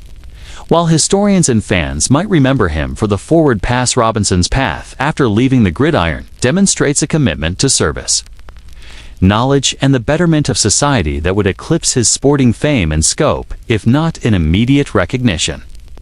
After graduation, Robinson pursued medical education with the same discipline and analytical rigor that had defined his approach to football. The precision and foresight he had applied to the forward pass now translated into study, research, and patient care. Medical school demanded long hours, meticulous attention to detail, and a capacity to synthesize complex information, all qualities Robinson had demonstrated on the football field. His teammates and contemporaries recalled a man who approached challenges methodically. Whether calculating the trajectory of a football or diagnosing a medical condition, in medicine, as in sports, Robinson's mind excelled at connecting variables and anticipating outcomes. Robinson specialized in public health and preventative medicine, areas that reflected both his intellect and his humanitarian sensibilities.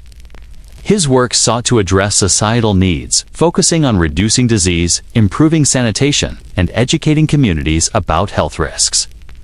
This orientation toward service was consistent with a broader pattern in Robinson's life, an inclination to apply his talents where they could have the greatest impact. While the forward pass changed football forever, Robinson's medical work had the potential to affect countless lives in a more immediate and tangible way. Yet this shift also contributed to the eclipse of his athletic legacy, as the man who had altered the game became known primarily for his civic contributions. Robinson's humanitarian efforts extended beyond the clinic and laboratory. He advocated for public health reforms, worked with governmental agencies to implement sanitation programs, and contributed to initiatives aimed at improving community well-being. These efforts required negotiation, organization, and persistence. Robinson applied the same principles of analysis, timing, strategy that had guided him in football to the realm of public service. He understood that successful outcomes depended on careful planning, coordination with stakeholders, and the ability to anticipate obstacles. In many respects, his post-football career was a continuation of the forward-thinking mindset that had allowed him to innovate on the gridiron. Despite his successes, Robinson's contributions were often overshadowed by the more immediate cultural narratives surrounding football. The story of the forward pass became a tale told in classrooms, coaching seminars, and historical accounts. Yet the man behind it rarely received the attention due. Public health work, however critical, did not generate headlines or heroic acclaim. Robinson's achievements in medicine and community service, though significant, remained largely invisible to the broader public. The contrast between the fleeting fame of athletic innovation and the quiet but enduring impact of civic service illustrates a recurring tension in the lives of many pioneers who straddle multiple domains of accomplishment. Robinson's life after football also illuminates the personal costs of innovation and dedication. He had invested immense effort into a game that initially resisted his ideas and to a career in medicine that demanded long hours and personal sacrifice. Recognition, when it came, was delayed or partial. Financially, Robinson lived modestly, prioritizing professional integrity and public service over personal wealth. His story embodies the paradox of achievement. One can shape history without securing immediate acknowledgement or material reward. In this sense, Robinson's post-football life mirrors the broader experience of innovators whose contributions are often appreciated only retrospectively. Colleagues and students who worked with Robinson recalled his commitment to mentorship and education. He believed in transmitting knowledge, encouraging critical thinking, and empowering others to pursue solutions to complex problems. In medicine and public health, these qualities amplified his impact, extending his influence through the work of those he trained. The forward pass had shown that calculated innovation could transform a system, and Robinson's dedication to teaching demonstrated that intellectual and practical guidance could similarly reshape communities. His approach combined rigor, empathy, and strategic vision, reinforcing the consistency of his character across diverse arenas. Robinson's post-football career also reflects the broader historical context of early 20th century America. The country was grappling with urbanization, public health crises, and social reform. Medicine was evolving, and opportunities existed for committed individuals to make a lasting impact. Robinson seized these opportunities, applying his disciplined mind to the pressing challenges of the era. He moved seamlessly from one form of problem-solving to another, demonstrating the adaptability that had allowed him to innovate in football. Yet, even as he contributed to the public good, the cultural memory of his athletic achievements remained fragile, largely confined to academic or specialized circles. The tension between public recognition and private achievement is central to understanding Robinson's legacy. While the forward pass altered football permanently, its inventor's personal story remained largely uncelebrated during his lifetime. Robinson did not pursue fame, nor did he seek the spotlight. He pursued excellence in multiple fields and allowed the results of his work to define his impact. In public health, this meant improving lives quietly and systematically. In football, it meant demonstrating the potential of the forward pass without needing immediate validation. In both arenas, his accomplishments were profound, yet the acknowledgement he received during his lifetime was limited.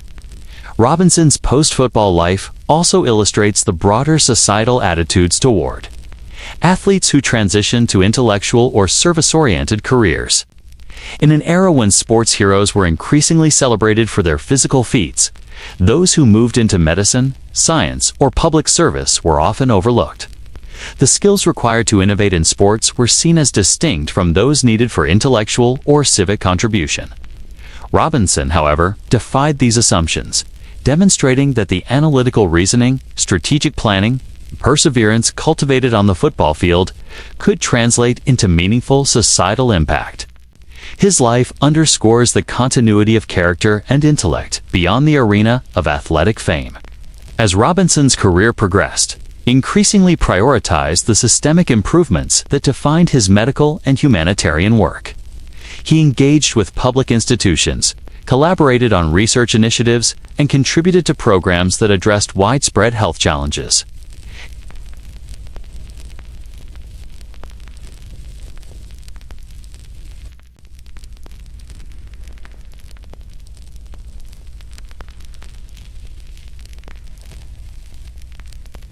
Robinson's life illustrates a commitment to enduring impact over immediate acclaim, demonstrating a principle that transcends both sport and medicine.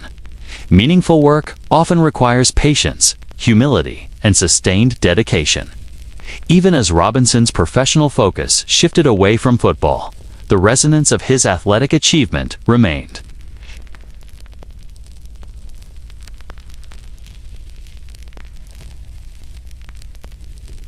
Yet for Robinson, football was a foundation upon which he built a broader life of service. The analytical mindset that allowed him to envision and execute a revolutionary play on the field informed his approach to medicine and public health. His life demonstrates the transferability of insight, precision, and problem-solving across domains, highlighting the enduring value of intellectual and practical innovation.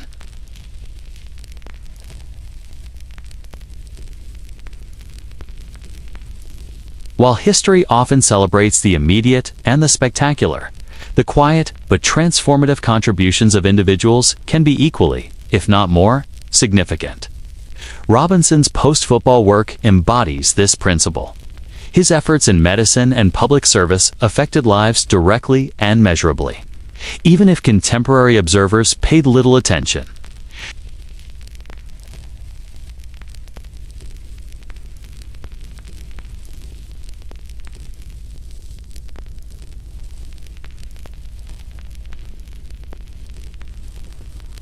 In reflecting on Robinson's life after football, one observes the continuity of character that defined his achievements.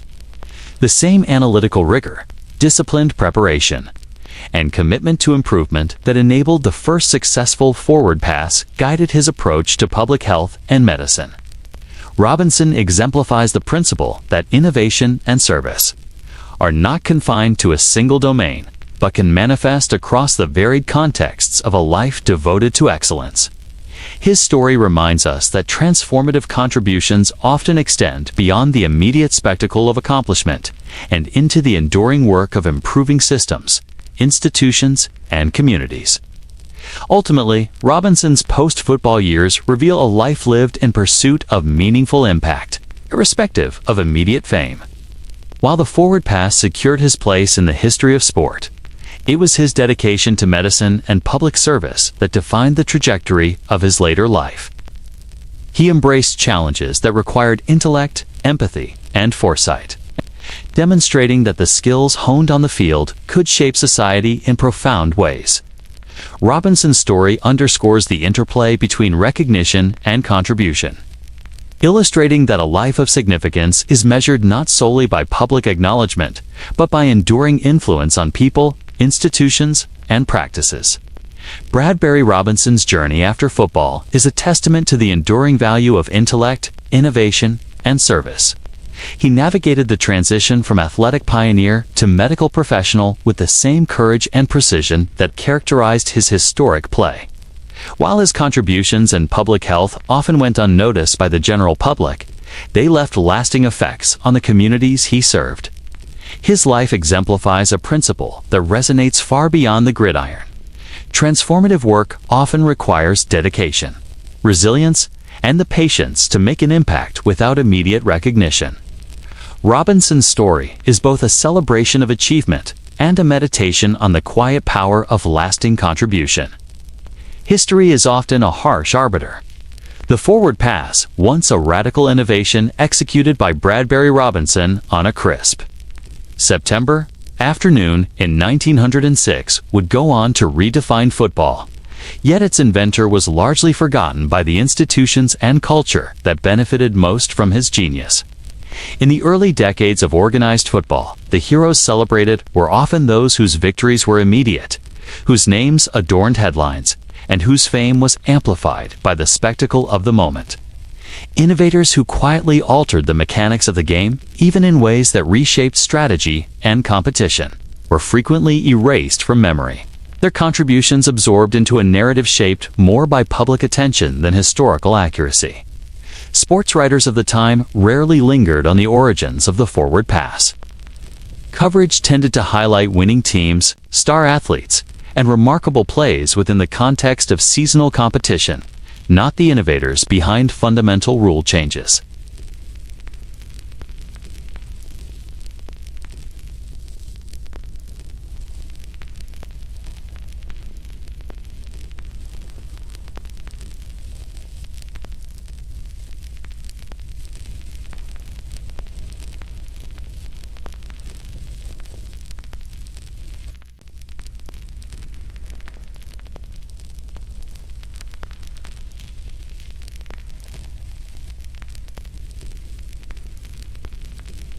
Institutional memory within football suffered similar lapses. Universities, athletic associations, and early football historians often prioritized contemporary success over archival accuracy. Records were incomplete, anecdotal, or biased toward teams with lasting influence. The focus on team achievements and championships obscured the contributions of individual innovators. While rulebooks and strategic guides incorporated the forward pass, the player who first executed it was seldom mentioned.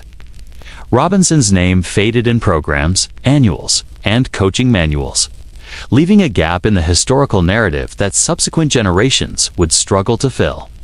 This erasure reflected both the selective nature of institutional memory and the broader cultural tendency to favor spectacle over innovation. Part of this erasure was structural. College football, still in its developmental phase, lacked standardized mechanisms to preserve the stories of individual contributors. Archival practices were inconsistent, and documentation depended heavily on local newspapers, personal recollections, and sporadic university records. Players like Robinson, who moved on to careers outside of sport, were especially vulnerable to being forgotten. Without ongoing visibility, accolades, or public persona, their achievements were absorbed into the collective understanding of the game, while the individuals themselves remained anonymous.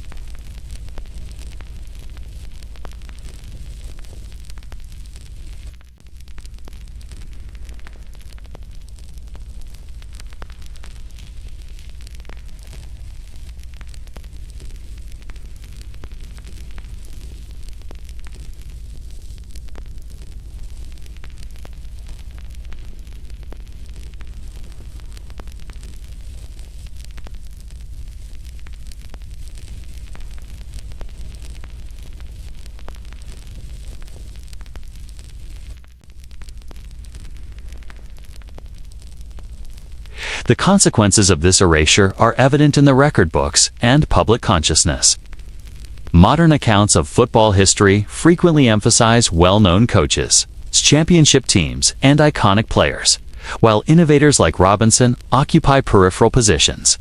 Yet his impact on the game is inescapable. The forward pass fundamentally altered offensive strategy, influenced defensive planning, and redefined the skill sets valued in athletes. It created opportunities for creativity, precision, and intelligence to matter as much as size or toughness. The very structure of modern football, with its aerial attacks, spread formations, and multi-dimensional offenses, is built upon the principle demonstrated by Robinson in that first historic throw. Players of the early era rarely retained their legacy for a variety of interconnected reasons. The sport itself was in flux, with rules, equipment, and institutional structures evolving rapidly. Teams were not always successful, and victories did not guarantee lasting fame. Media coverage was uneven, and record-keeping was often inconsistent. Without formal recognition systems, Hall of Fame institutions, or widespread archival practices, contributions could vanish from the collective memory within a generation. Innovators like Robinson, whose brilliance lay in conceptualization rather than accumulation of trophies, were particularly vulnerable to obscurity. The psychological impact on pioneers is difficult to quantify, yet it is conceivable that recognition, or the lack thereof, influenced their post-football lives. Robinson, for instance, pursued medicine and public service with dedication, perhaps finding fulfillment in tangible societal impact rather than public accolades. His work in public health directly improved lives, providing immediate and measurable results. Yet the contrast between the transformative power of his athletic innovation and its minimal recognition highlights the often arbitrary nature of fame. In football, as in life, the most profound contributions are not always celebrated in proportion to their significance. Contemporary observers, however, eventually began to reassess Robinson's place in football history. Historians of sport recognize the first legal forward pass as a turning point in the evolution of strategy. Analysis of early game records, coaching notes, and newspaper accounts revealed the novelty, risk, and ingenuity of Robinson's throw. Scholars highlighted how the forward pass disrupted traditional tactics, compelled defensive adaptation, and reshaped offensive philosophy. These retrospective acknowledgments, while important, came decades after Robinson had transitioned fully into his medical and public service career, illustrating the lag between innovation and recognition in both cultural and historical contexts. The phenomenon of being forgotten is not unique to Robinson. Early pioneers in many fields experienced similar patterns. In science, art, and technology, innovators often operate ahead of their time, laying foundations that only later generations appreciate. Their work is absorbed into the framework of progress, while their personal contributions become obscured. In football, where public memory privileges the spectacular and tangible, the contributions of conceptual innovators are particularly vulnerable. Robinson's experience demonstrates the intersection of individual achievement, institutional documentation, and cultural valuation, showing how critical innovation can be systematically overlooked despite its enduring impact. Despite this marginalization, Robinson's influence persisted in the evolution of the game. The forward pass became a staple of offense, inspiring generations of quarterbacks, receivers, and coaches. Each successful pass, each strategic deployment, and each championship influenced by aerial attack traced its lineage back to the original innovation. The sport itself, in valuing intelligence, creativity, and coordination, continued to reflect the principles Robinson demonstrated. While his personal recognition remained limited, his legacy endured through the very mechanics and strategies of modern football. The lessons of forgotten pioneers extend beyond sports. They remind us that systemic change often begins with individuals whose contributions may not be fully appreciated in their time.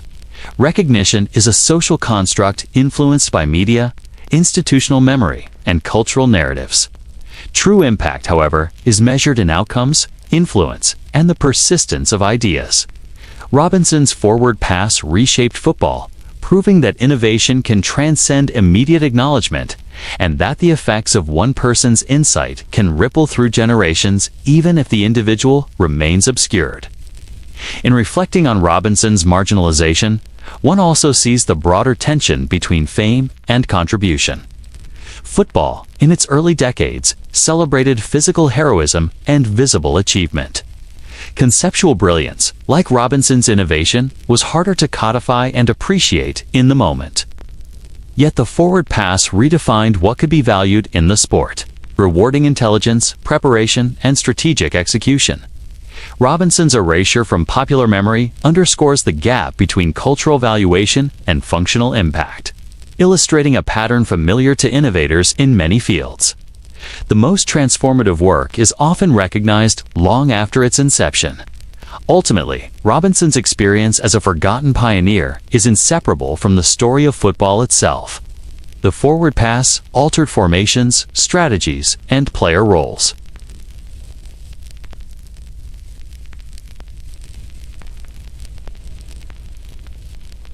The man behind it, however, remained largely unacknowledged during his lifetime. His contributions persisted in the structure of the game, in the strategies of coaches, and in the accomplishments of players who built on his insight. The paradox of being forgotten yet foundational is central to understanding Robinson's legacy and the broader dynamics of innovation in sport.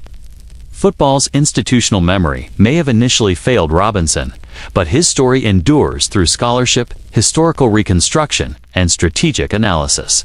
Modern historians have reclaimed his place in the narrative, emphasizing the courage, foresight, and precision required to execute the first forward pass. His experience illuminates the broader challenges faced by innovators, demonstrating that systemic change often outpaces recognition. The forward pass is celebrated, taught, and studied.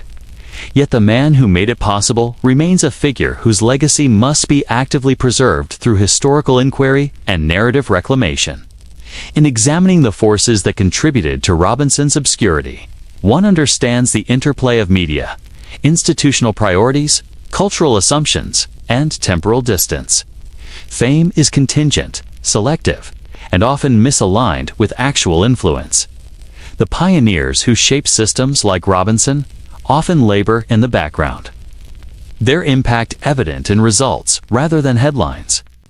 This dynamic underscores a central truth: meaningful contributions can endure without immediate acknowledgement. And the mechanisms of history may require deliberate reconstruction to ensure that innovators receive their due place in collective memory. Bradbury Robinson's life illustrates the fragility of recognition in the context of transformative achievement. While the forward pass became central to football, the narratives surrounding it often overlooked the man who first demonstrated its potential.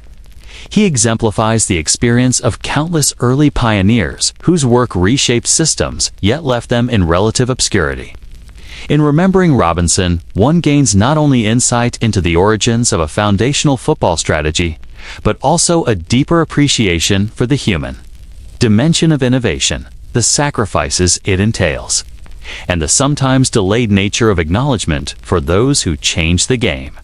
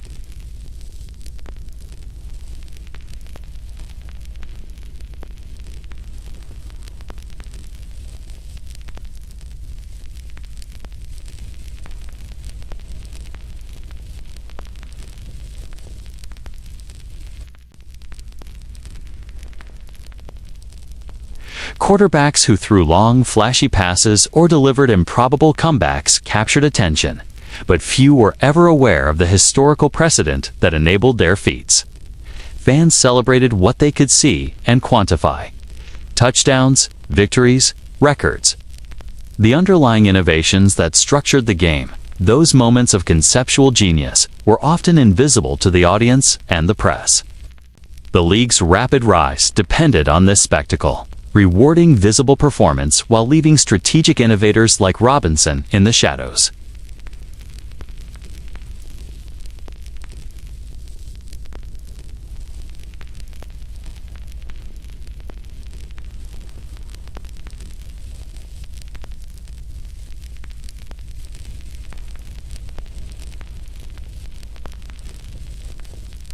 Media coverage amplified their fame, creating myths around their careers while rarely documenting the tactical evolution that made their feats possible.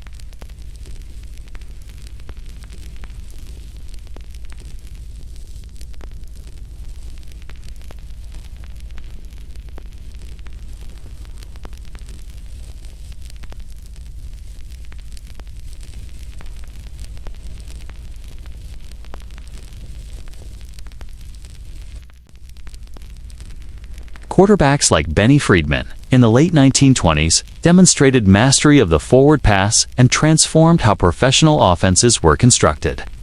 Friedman's success highlighted the potential of aerial strategy, yet the story of Bradbury Robinson, the player who executed the very first legal forward pass, was seldom told. Instead, the focus was on immediate results, on players who could dominate the field and capture fan attention. The league celebrated proficiency and spectacle, creating legends of performance while allowing the creators of strategic foundations to fade from the public consciousness.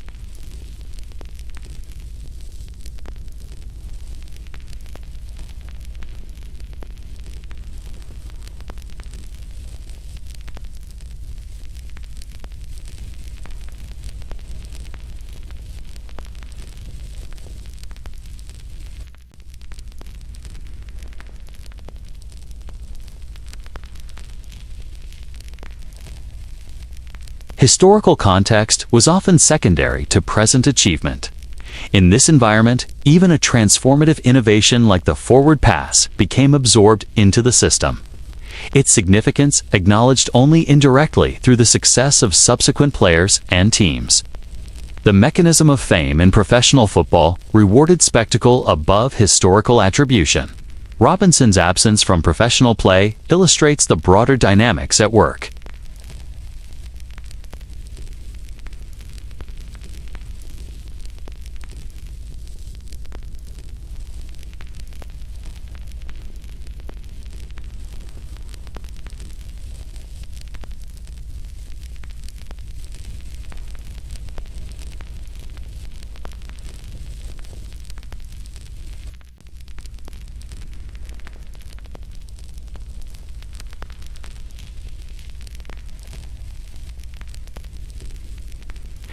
This divergence between contribution and visibility underscores the complex relationship between innovation, participation, and recognition in sports history. The league's development also reflected the commercialization of football. Teams competed not only on the field, but for ticket sales, media coverage, and public attention. The stories that sold were those of triumph, drama, and spectacle, not necessarily the subtleties of tactical invention. In this context, the forward pass became a tool for producing excitement rather than a milestone worthy of historical acknowledgement. Players who could execute long throws, orchestrate daring drives, and deliver crowd-pleasing plays received praise. The system was inherently structured to reward immediate visibility, leaving the originators of these methods like Robinson unseen and largely uncredited in popular discourse. Despite the NFL's emphasis on performance over history, the forward pass gradually became central to professional strategy. Teams recognized that aerial attack created dynamic possibilities, stretching defenses and creating opportunities for misdirection and deception.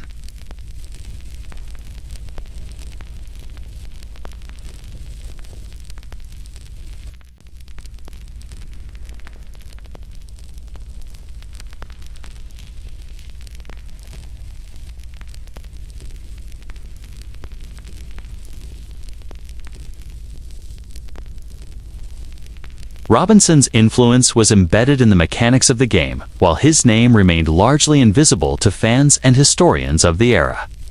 The rise of early professional passing icons also reflects the intersection of talent and circumstance. Players who could exploit the forward pass and generate excitement became marketable commodities. Their fame, while deserved for performance, often obscured the underlying innovation that enabled their success. The NFL prioritized players who could capture headlines and drive ticket sales, creating an environment where historical credit was secondary to contemporary spectacle. The league's evolution demonstrates the tension between recognition of performance and acknowledgement of foundational contribution, a tension that left Robinson and other early innovators on the margins of popular memory. Robinson's absence from professional recognition further highlights the selective nature of historical memory in sports. Fame is constructed, contingent on visibility, narrative appeal, and institutional emphasis.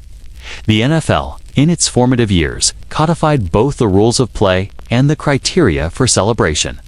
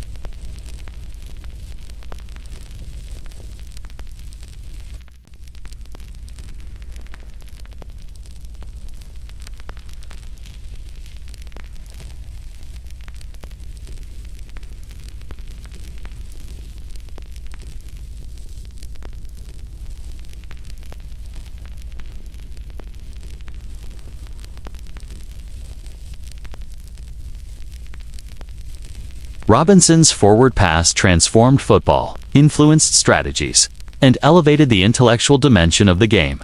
Yet the professional sport that benefited from his insight largely ignored him. His absence from popular memory underscores the disjunction between contribution and recognition, spectacle and substance, performance, and innovation.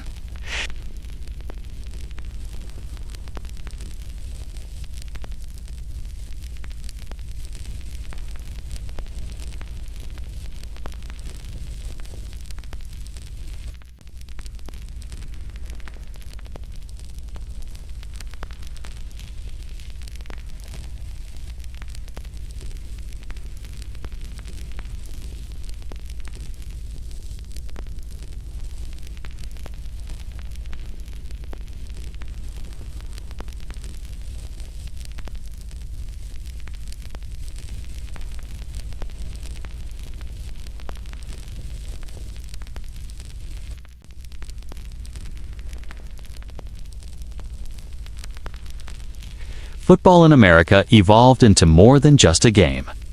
By the mid-20th century, it had become a stage on which narratives of leadership, courage, and individual prowess could be dramatized for a national audience. Central to this transformation was the quarterback, a position that had shifted from a mere facilitator of brute force to a symbol of vision, precision, and strategic mastery. This evolution, however, was built upon the foundation laid decades earlier by Bradbury Robinson and his historic first forward pass. The quarterback became not only the orchestrator of the offense, but a cultural icon, embodying ideals of intelligence, composure, and leadership that resonated far beyond the gridiron. The rise of quarterbacks as cultural figures can be traced through a lineage of players who redefined what it meant to lead a team. In the 1930s and 40s, figures like Sammy Baugh emerged as innovators, exploiting the forward pass with a mastery that captivated fans and transformed professional offenses. Baugh, whose accuracy and strategic vision made him a household name, demonstrated that quarterbacking was as much about cognitive skill as physical talent. He could read defenses, anticipate movements, and execute complex passing sequences with an elegance previously unseen in professional football.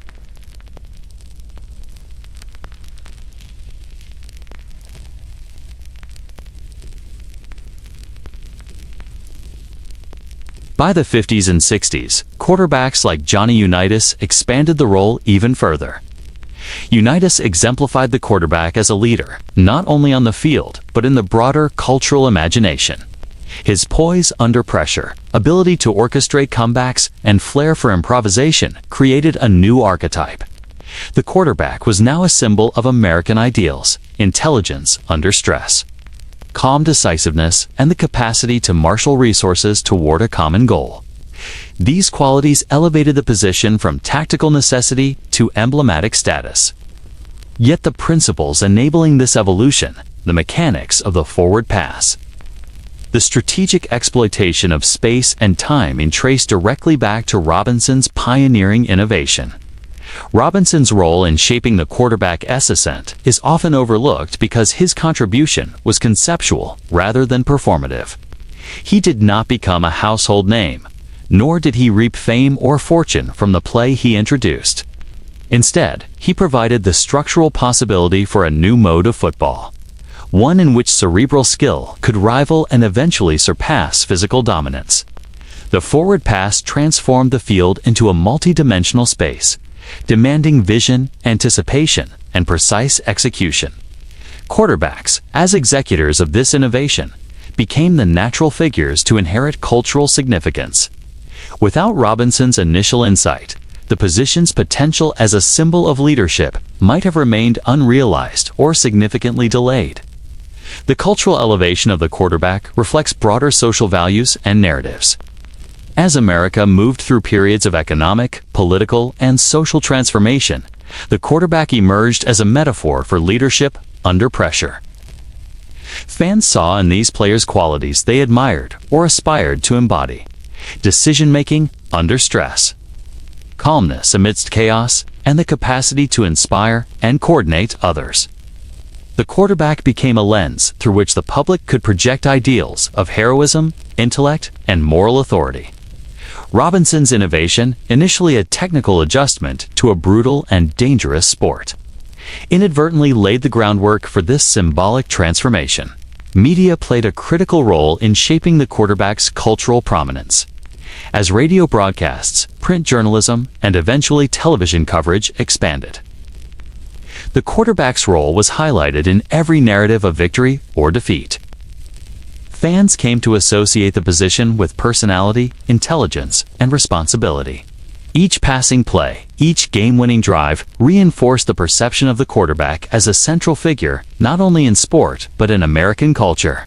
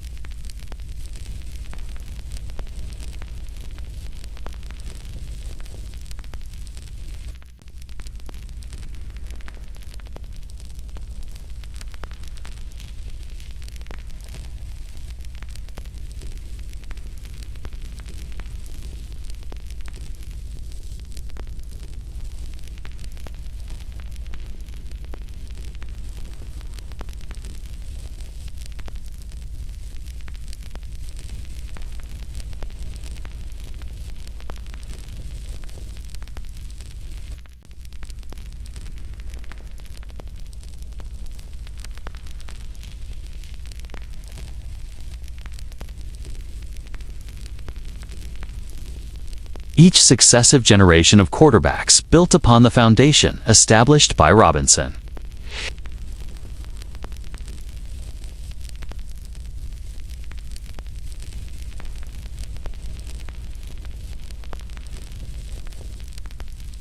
Innovators like Baugh and Unitas did not invent these mechanics, but they refined, expanded, and dramatized them, transforming functional necessity into cultural spectacle.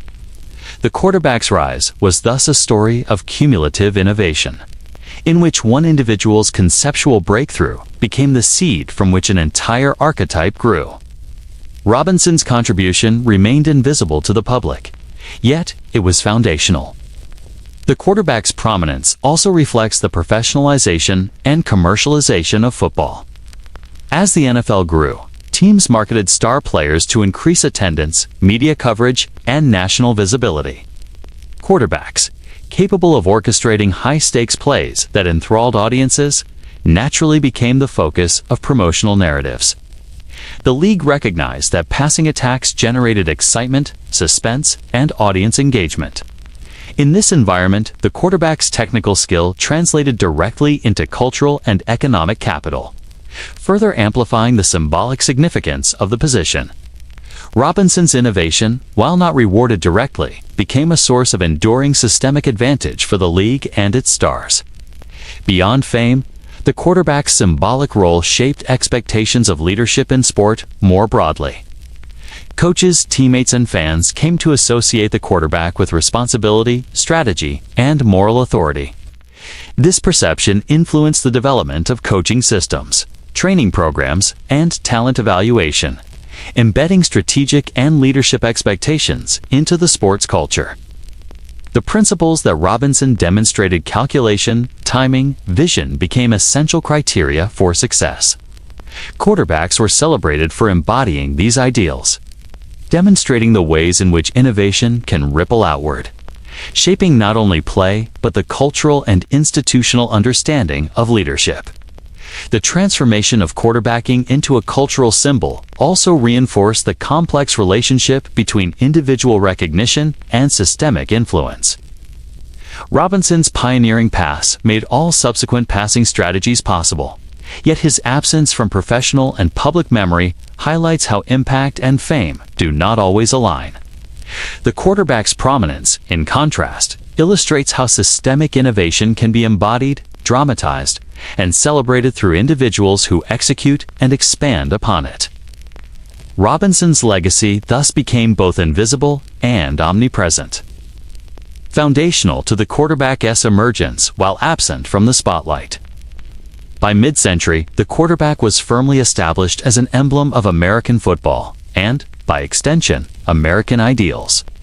Leaders on the field were expected to display intellect, courage, and composure, qualities that resonated with the broader public. Every game-winning drive, precise throw, and audacious play reinforced the quarterback's cultural authority, The lineage of this role can be traced directly to the conceptual breakthrough Robinson achieved decades earlier. He created the conditions in which a player's intelligence, anticipation, and strategic skill could be elevated to symbolic significance. Without him, the quarterback's cultural prominence would likely have been delayed, diminished, or imagined differently. Robinson's absence from widespread acknowledgement, however, complicates the narrative. While the quarterback became a celebrated figure, the originator of the forward pass remained largely forgotten, a reminder of the selective mechanisms of fame. Sports history often emphasizes visible results and immediate spectacle over the conceptual breakthroughs that enable them. The quarterback's rise illustrates both the transformative power of a single innovation and the paradox of recognition. Cultural memory rewarded those who executed and dramatized the innovation while leaving its architect in relative obscurity. The quarterback as a cultural icon also shaped the strategic and technical development of football. Coaches designed offenses around passing attacks, emphasizing timing, route precision, and the coordination of multiple players. The position demanded both physical skill and cognitive acuity, rewarding players who could read defenses, anticipate movement, and execute complex plays under pressure. The structural possibilities Robinson introduced in 1906 provided the foundation for these developments. Every sophisticated passing system, every playbook innovation, and every celebrated quarterback performance ultimately traces its lineage to that first conceptual breakthrough. In retrospect, the cultural ascendancy of the quarterback cannot be understood without acknowledging Robinson's foundational role. The position's iconic status, while embodied by figures like Baugh and Unitas, rests upon the strategic innovation that made it possible. The forward pass transformed football from a game of brute force into a contest of intelligence, timing, and execution. It elevated the quarterback to a central, symbolic role, shaping not only the mechanics of play, but the cultural imagination of leadership, composure, and vision. Robinson's contribution, though largely unrecognized in his lifetime, is inseparable from the quarterback's emergence as an icon. In this way, the quarterback's story exemplifies both the power and the paradox of innovation. Foundational contributions can create lasting systems, transforming roles and expectations without ensuring recognition for the innovators themselves. Robinson's forward pass redefined football strategy and enabled the cultural elevation of the quarterback. Yet his name remained peripheral in the narratives celebrated by fans and media. The juxtaposition of systemic influence and individual obscurity illuminates broader truths about history, memory, and the mechanisms by which societies valorize achievement. Ultimately, the quarterback as a cultural icon is a living testament to the vision of a man who executed a simple, yet revolutionary play decades earlier. Bradbury Robinson's first legal forward pass opened the door for an entire position to become central to both professional success and cultural symbolism. Every celebrated quarterback, every iconic passing play, and every narrative of leadership on the field can trace its origins to that singular moment. Recognition may have been delayed, but the structural and cultural impact of Robinson's innovation is undeniable, enduring, and inescapable.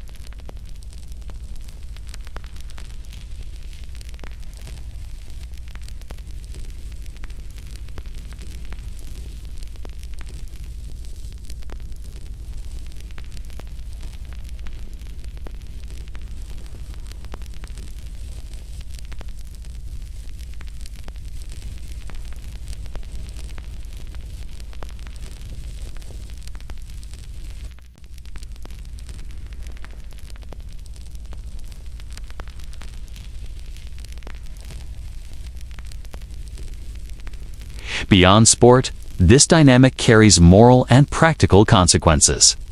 Societies rely on innovation to progress, yet the individuals who pioneer new methods, concepts, or frameworks are often left unrewarded.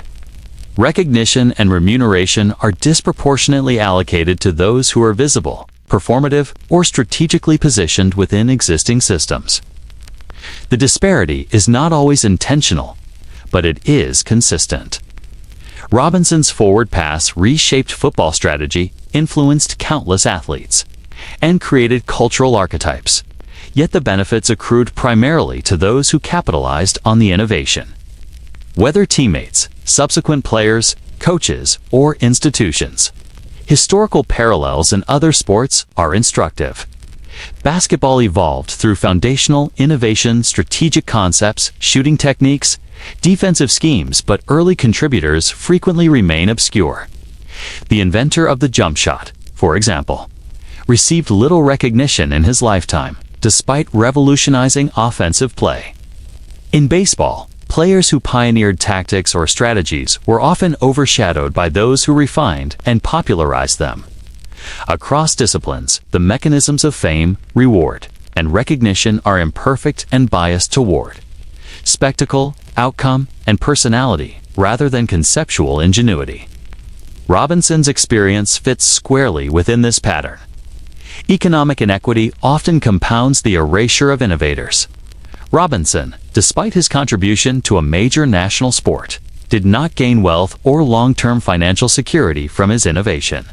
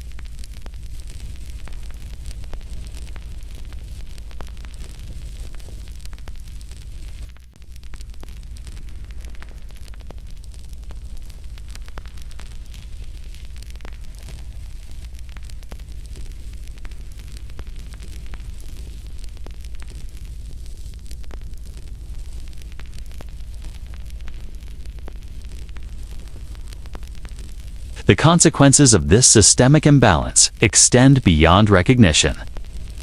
Innovators like Robinson often face isolation, skepticism, or even derision in their time. Introducing a new approach challenges existing hierarchies, traditions, and beliefs.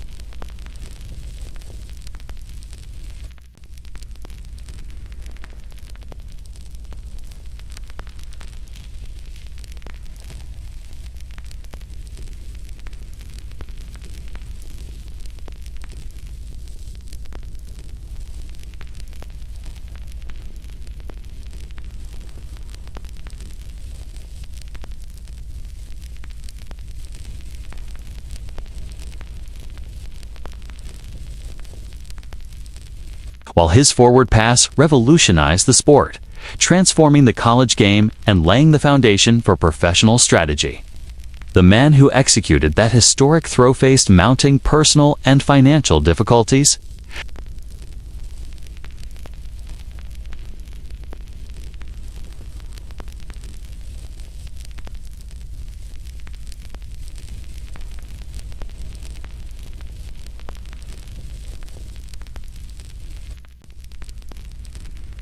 Following his graduation and the conclusion of his collegiate football career, Robinson turned toward medicine, a path that promised intellectual fulfillment and the potential for public service. He pursued rigorous studies in medical school, applying the same analytical mind that had once dissected defensive alignments to the study of human anatomy, physiology, and clinical science. Yet the demands of the medical profession, combined with broader economic conditions in early 20th century America, limited the opportunities for financial stability.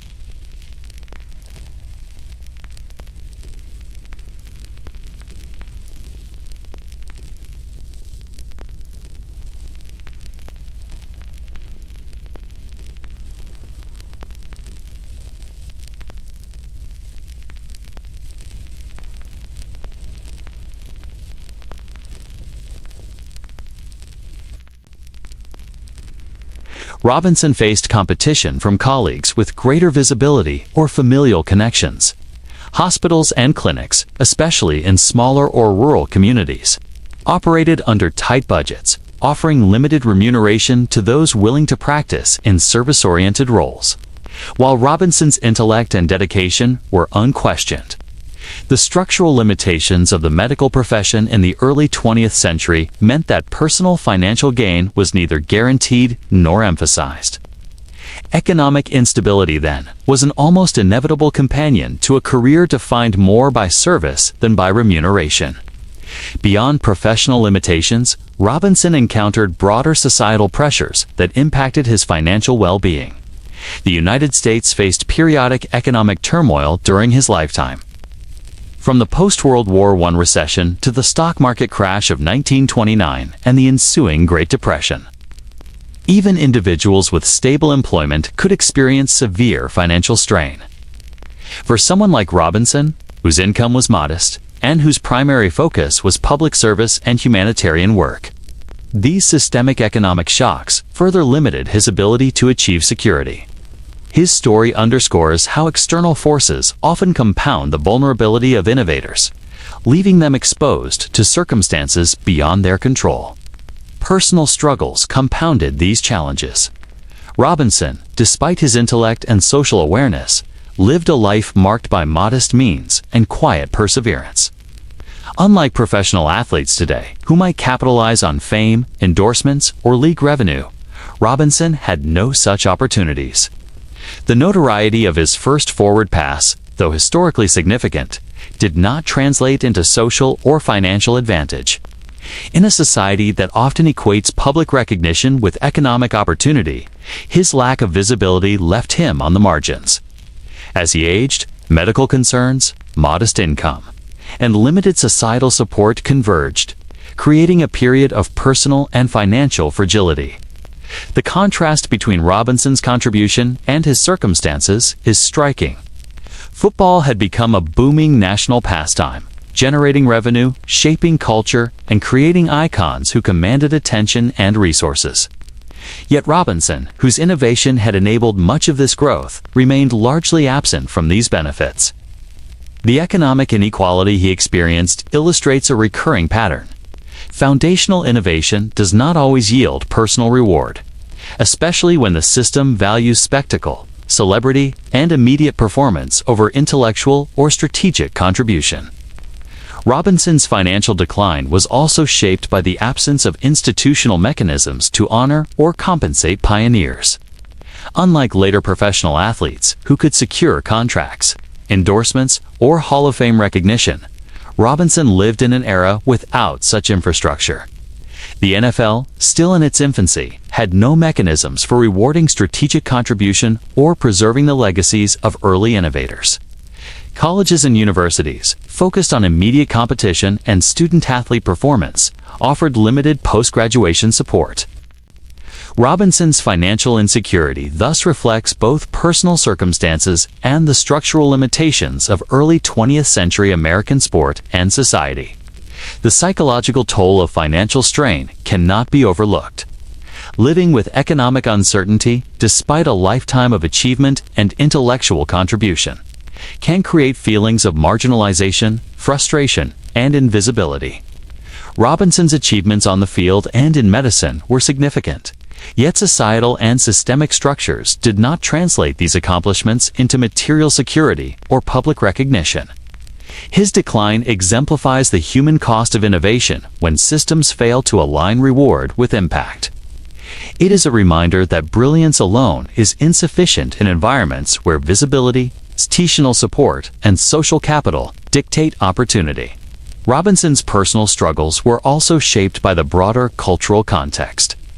Early 20th century America lacked social safety nets, retirement programs, or widespread recognition for service-oriented professions. Individuals who dedicated themselves to public service, education, or intellectual advancement often faced economic vulnerability. Robinson, who had committed to medical practice and humanitarian work, experienced this reality acutely. His pioneering role in football, while historically transformative, did not shield him from the structural inequities that limited financial stability for dedicated professionals. Medical practice, while intellectually demanding, provided only modest income in many cases. Robinson's commitment to service over profit meant that he did not pursue more lucrative specializations or private practice arrangements. He prioritized impact over remuneration, a choice that, while morally and intellectually admirable, left him vulnerable in later years. The economic pressures of life compounded personal and societal factors, illustrating the multifaceted nature of financial decline for individuals whose contributions are significant but undervalued by the systems around them. By the end of his life, Robinson's circumstances reflected the quiet tragedy often experienced by pioneers. He lived modestly, without the wealth, fame, or public acknowledgement commensurate with his contributions to one of America's defining sports. The contrast between his systemic impact and personal circumstances highlights the paradox of innovation. Influence can be immense while material or social reward remains elusive. Robinson's story serves as a lens through which we can examine the inequities of recognition, the limitations of early 20th century professional structures, and the human cost of transformative work that occurs ahead of its time. The arc of Robinson's financial decline also underscores the fragility of legacy in an environment dominated by spectacle and performance. While professional football had grown into a cultural and economic powerhouse, rewarding the visible stars of the game, the intellectual architects remained largely unrecognized. Robinson's economic insecurity and personal struggles were intertwined with his invisibility. He had provided the structural foundation for modern football, yet the rewards of fame, fortune, and institutional acknowledgement were largely denied to him. This disparity reflects broader societal patterns in which innovators, especially those whose work predates established systems of reward, face economic and social vulnerability. In reflecting on Robinson's later years, it is clear that his financial and personal struggles were not the result of individual failure, but of structural and systemic realities. He lived in an era without mechanisms to reward pioneering intellect, without institutional memory capable of preserving early contributions, and without societal structures to translate impact into material security. The contrast between his groundbreaking innovation and his financial decline is stark, illustrating the dissonance between societal progress and individual well-being. Robinson's life forces us to confront the human cost of progress and the ways in which systems often fail those who create them. Ultimately, Robinson's financial decline is inseparable from his broader story.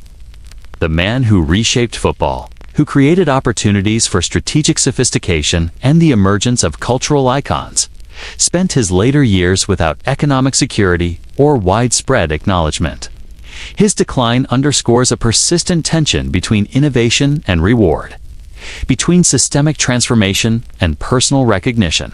The financial realities he faced reflect both the limitations of his era and the broader human patterns that continue to affect pioneers across fields.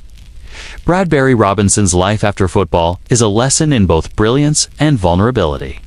He demonstrates that even the most transformative ideas cannot guarantee personal prosperity, and that recognition is contingent on visibility, timing, and the priorities of institutions and society. His story is a cautionary tale about the human cost of innovation and the persistent inequities that accompany the creation of enduring cultural, strategic, or intellectual frameworks. Robinson changed football irrevocably, yet he lived and died largely outside the spotlight. A reminder of the invisible labor that underpins systemic transformation. As we consider Robinson's financial decline alongside his broader legacy, the contrast becomes almost unbearable. The forward pass shaped modern football, influenced generations of players, and elevated the quarterback to cultural prominence. Yet the man who initiated this transformation did not share in the material or social benefits. His story forces us to reckon with uncomfortable truths about reward, equity, and the human consequences of systemic change. It is a story of ingenuity, service, and unacknowledged impact, a life defined by brilliance, yet marked by quiet struggle.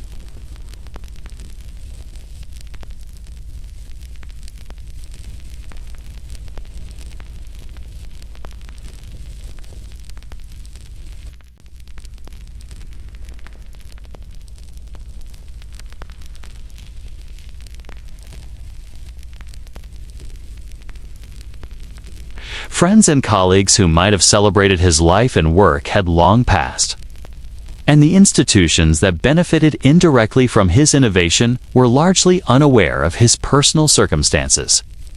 The emotional silence of Robinson's final years mirrors the broader paradox of innovation without reward.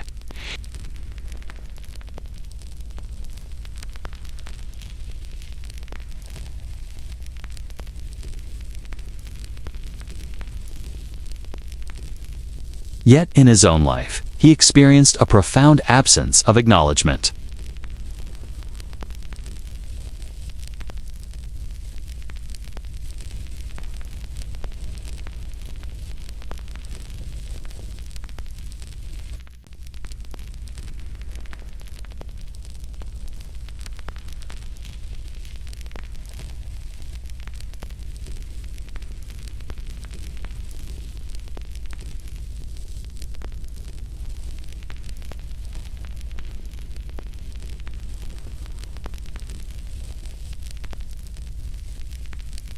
The forward pass, while celebrated in media coverage, historical accounts, and sports culture, was rarely associated publicly with his name. Robinson's life in those months, then, was defined by a tension between the visible legacy of his innovation and the private reality of his overlooked existence.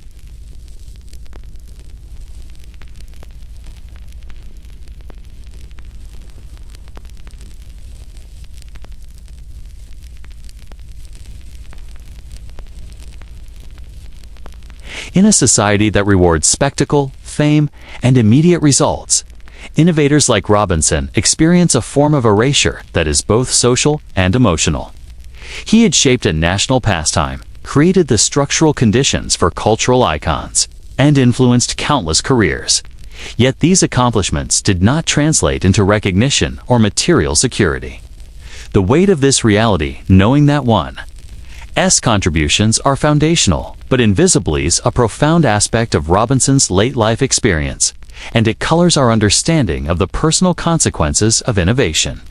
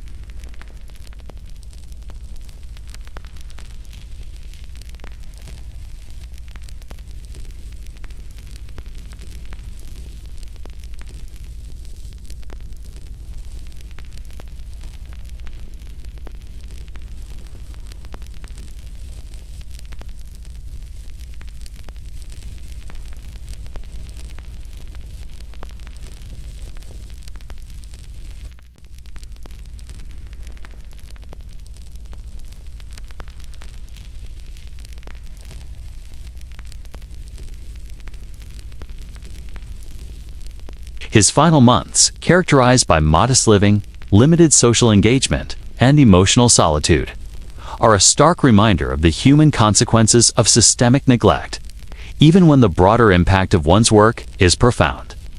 Robinson's emotional silence can also be understood as a product of timing. He lived in an era before professional football, widespread media coverage, and institutional recognition of historical contribution had matured.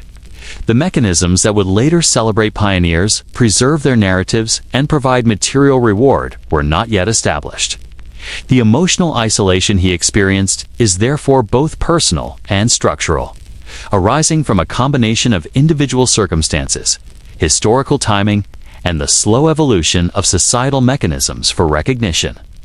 In the end, Robinson's final months exemplify the paradox of legacy.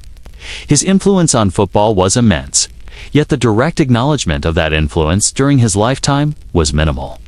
He witnessed the sport he transformed grow, professionalize, and captivate the nation, but he did so largely from the margins.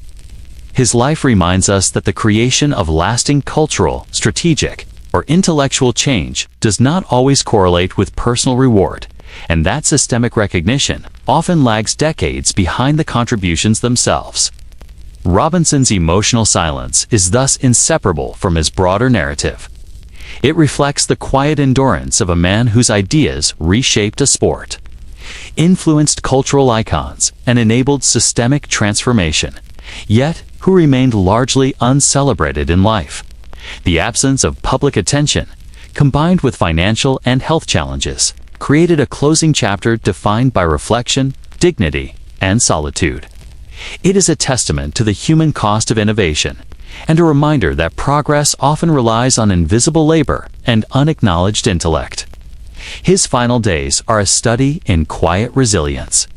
Despite the marginalization and economic instability he faced, Robinson maintained intellectual rigor, moral commitment, and personal discipline.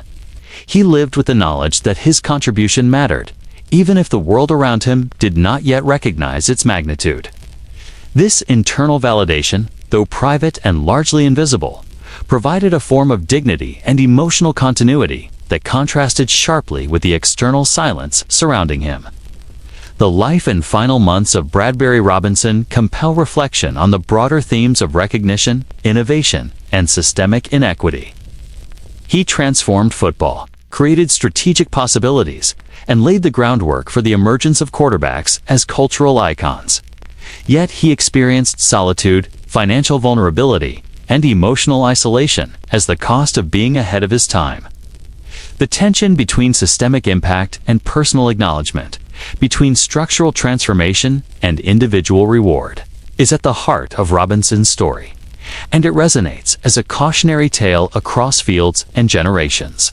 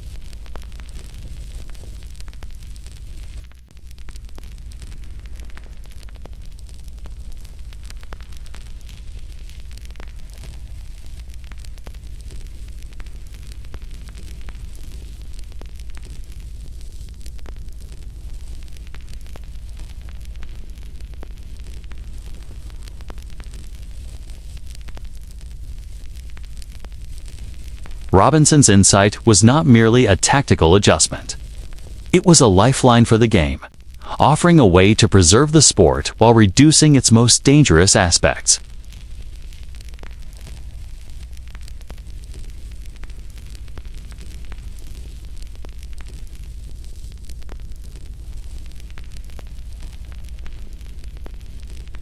In this context, Robinson's contribution was foundational.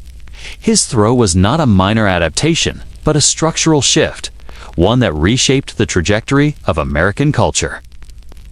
Despite its significance, the reward for innovation has historically been uneven. Innovators like Robinson face structural invisibility, a situation in which their influence permeates the system even as their names disappear from the record. This pattern is not limited to football. It appears across disciplines where public attention, economic reward, and historical memory favor execution over conception. The ethical responsibility of a society, a league, or an institution is to recognize and honor these contributions before they fade into obscurity. Ignoring the contributions of pioneers carries real consequences. Beyond personal injustice, it distorts historical understanding, diminishes the richness of institutional memory, and shapes future priorities. When the creators of transformative ideas are forgotten, the systems that grow around those ideas become untethered from their origins. Football, as a cultural institution, benefits from the forward pass, the strategic evolution of quarterback play, and the intellectual rigor that Robinson introduced. Yet its collective memory often associates these developments with later figures who executed, popularized, or commercialized them, rather than acknowledging the source of the innovation. This selective memory erases nuance, undervalues ingenuity, and perpetuates inequities. Ethical responsibility toward innovators is therefore both moral and practical. Recognition serves not only to honor the individual, but to educate future generations. By understanding the origins of strategic or cultural developments, athletes, coaches, and fans gain a deeper appreciation for the intellectual labor embedded in the game. Acknowledging innovators like Robinson reinforces the principle that progress is collaborative, cumulative, and often dependent on the foresight of those who operate ahead of their time. Without this acknowledgement, sports culture risks valuing spectacle above substance and celebrity above ingenuity. Football's institutions, colleges, leagues, halls of fame, and media carry a particular responsibility in this regard. Hall of Fame systems, retrospective recognition, and historical documentation are mechanisms through which contributions can be validated and preserved. Yet Robinson's near invisibility demonstrates how delayed or incomplete recognition can fail to address the lived reality of innovators. By the time historical scholarship highlighted his role, the man himself had already experienced the consequences of systemic neglect, financial insecurity, personal struggle, and emotional isolation. Ethical responsibility, then, is not merely an archival exercise. It is a commitment to ensure that recognition occurs while innovators can witness its effects and benefit tangibly from their labor. The cost of ignoring innovators extends beyond individual hardship. It shapes culture, values, and the way the game is played and remembered. Football owes its strategic sophistication, its cultural resonance, and its national prominence to the groundwork laid by early pioneers. The forward pass catalyzed new formations, tactical diversity, and a shift from brute force to cerebral competition. Yet if the architects of these changes remain invisible, the culture that emerges prioritizes outcomes without understanding their foundations. This disconnection risks creating systems that replicate superficial success while neglecting the principles that made that success possible. Robinson's life offers a concrete illustration of these abstract concepts. He experienced firsthand the consequences of being overlooked: financial hardship, professional invisibility, and emotional isolation. These outcomes were not the result of personal failure, but of structural, cultural, and institutional dynamics that failed to value innovation until it could be commodified or absorbed into existing hierarchies. The lesson is clear. Recognizing innovators is not merely an act of courtesy. It is a necessary component of systemic integrity and cultural sustainability. Beyond formal recognition, football owes innovators a broader acknowledgement of their intellectual and cultural labor. Robinson did more than throw a ball. He created possibilities. His innovation enabled generations of athletes, shaped the role of the quarterback, and transformed a violent, contested pastime into a strategic, nationally celebrated game. The ethical debt, then, is multidimensional. It includes historical accuracy, material acknowledgement where possible, and cultural appreciation that situates innovation within its rightful context. Without these measures, the narrative of progress becomes distorted, and the people who made that progress possible are consigned to silence. The lesson for contemporary sport is as urgent as it is enduring. Modern leagues, players, and media have the tools to correct historical oversight, but they often replicate the same patterns of selective memory. Hall of Fame inductions, documentaries, and retrospective analyses can illuminate overlooked contributions. Yet these efforts must be proactive and timely. Robinson's story demonstrates that delayed acknowledgement, while valuable for historical scholarship, cannot fully compensate for decades of systemic neglect. Ethical responsibility involves both immediate and sustained action to ensure innovators are recognized and rewarded during their lifetimes, whenever possible. Recognition also carries symbolic weight. Honoring innovators reinforces values of creativity, courage, and intellectual risk-taking. It signals to current and future athletes that strategic insight, principled experimentation, and systemic thinking are as vital as raw performance. In football, celebrating the forward pass as origin not only honors Robinson, but also legitimizes the principle that transformative ideas deserve attention and respect. The ethical imperative extends beyond commemoration. It shapes culture, expectations, and the collective understanding of what drives progress. Ignoring past contributions has consequences for education as well. Athletes, coaches, and fans learn not just from the plays themselves, but from the stories of those who conceived them.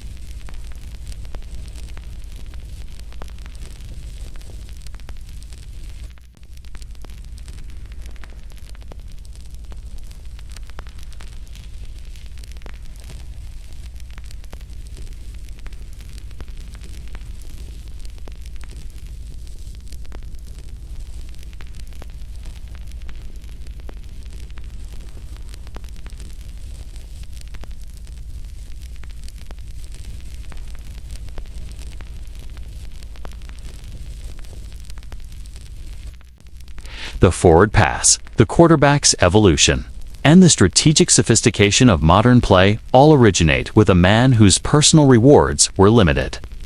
Recognizing this debt involves both scholarship and action, integrating his story into public narratives, ensuring historical accuracy, and highlighting the human dimension of innovation. Robinson's life, especially his later years, marked by struggle and isolation, reminds us that cultural impact without acknowledgement represents a form of systemic failure, both ethically and historically. The lesson extends beyond football. Societies that fail to honor innovators risk repeating the same structural injustices in other domains. From science to technology, from art to public service, the consequences of overlooking foundational contributors are profound. They affect morale, shape cultural values, and perpetuate inequities. Robinson's experience, though specific to football, exemplifies a universal principle. Innovation carries both systemic significance and personal risk, and ethical stewardship requires acknowledgement, support, and historical preservation. In reflecting on what football owes its innovators, it becomes clear that the sport's identity is inseparable from the people who shaped it. The forward pass is not just a play. It is a manifestation of vision, courage, and intellect. Robinson's contribution created possibilities that transformed the game's culture, strategy, and national significance. Yet, without deliberate recognition, his story risks fading into footnotes, leaving future generations unaware of the human ingenuity that underpins the spectacle they admire.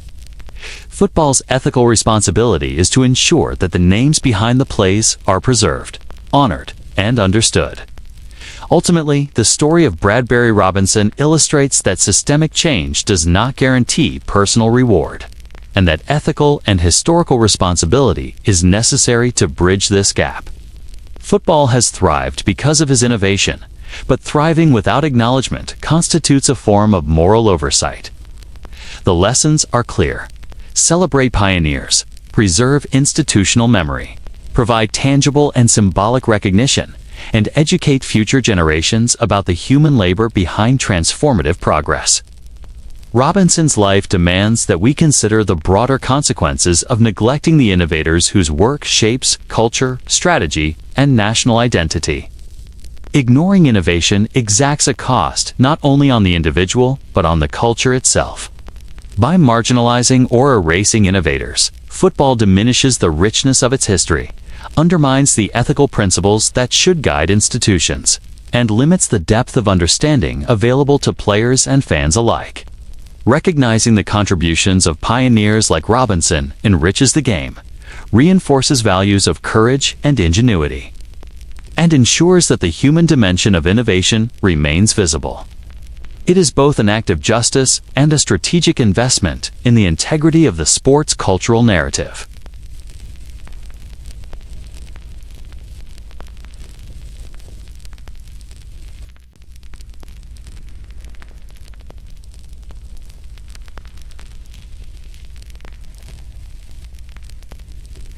This contrast between systemic impact and personal reward exemplifies the ethical obligation to honor innovators.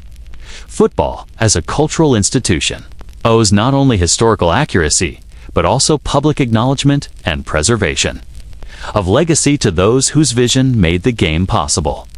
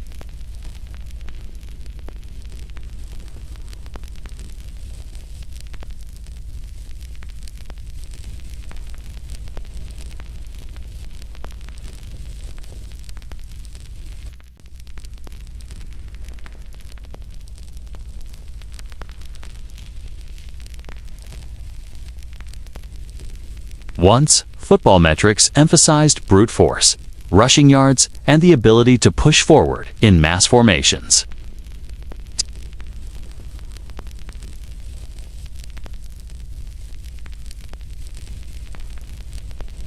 Every number recorded in the modern game is part of a continuum that began with Robinson's audacious experimentation. His innovation created possibilities for data-driven strategy, where coaches and analysts measure every throw, every attempt to stretch the field vertically, and every calculated risk. Spread offenses epitomize the intellectual trajectory initiated by Robinson.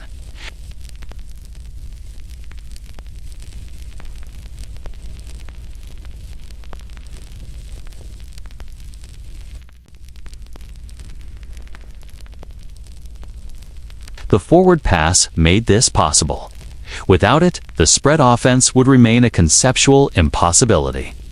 Quarterbacks in these systems operate with the same fundamental principle Robinson demonstrated, using vision, timing, and precision to break through physical constraints. Every screen pass, every deep bomb, every calculated checkdown owes its existence to a man who first dared to throw forward under the scrutiny of a skeptical crowd and a rigid rulebook. The air raid offense, made famous in college football by innovators like Mike Leach and Hal Mom, similarly traces a philosophical lineage to Robinson's early experimentation. The air raid prioritizes high tempo, pass-first strategies that overwhelm defenses through repetition, spacing, and rapid decision-making. Quarterbacks are taught to read defenses in real time, adjusting routes and timing with remarkable precision. This approach, revolutionary in its modern application, is conceptually inseparable from Robinson's original vision. By legalizing and executing the forward pass, he created the foundational framework that allows entire offenses to function dynamically, shifting the emphasis from physical domination to cerebral execution. The West Coast offense further demonstrates Robinson's enduring influence. Developed in the 1980s by Bill Walsh, it emphasizes short, precise passes to control possession, manage the clock, and create mismatches in coverage. The strategy relies on timing, reading defenders, and trusting receivers to exploit small windows of opportunity. The intellectual DNA of this system is embedded in Robinson's innovation. What Walsh, Leach, and others achieved decades later was an amplification of the principle Robinson first demonstrated. Passing is not merely a supplementary tactic.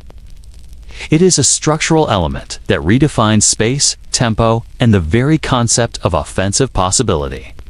Quarterbacks themselves, elevated to near-mythical cultural status, operate in a world Robinson made possible.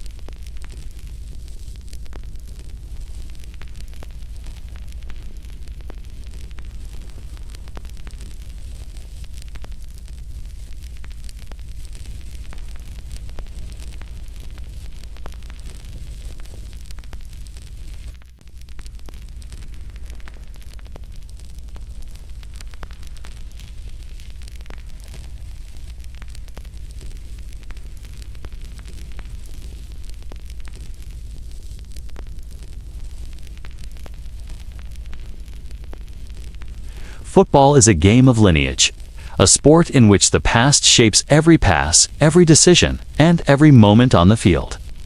Bradbury Robinson's forward pass in 1906 was the seminal moment that made the quarterback central to strategy. And from that single throw, an entire lineage of innovation emerges.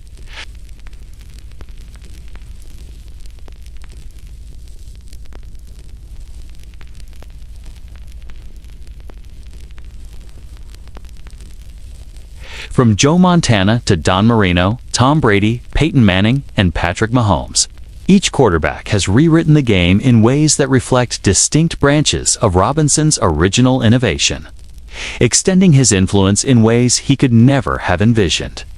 Joe Montana, known as Joe Cool, transformed the quarterback position through precision, calm under pressure, and timing. His mastery of the West Coast offense under Bill Walsh epitomized the evolution of passing into a controlled, methodical, and highly effective weapon.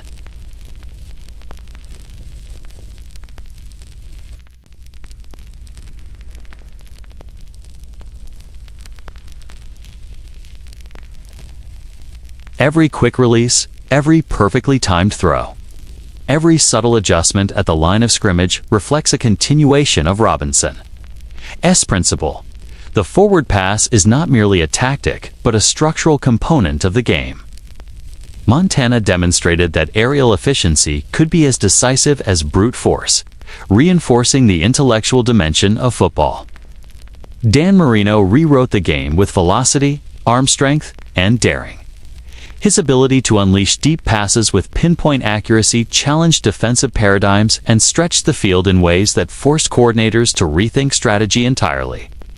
Where Montana emphasized timing and rhythm, Marino emphasized verticality and risk-reward calculation. His approach illustrates a different branch of Robinson's legacy, the forward pass as a tool for redefining spatial dynamics on the field.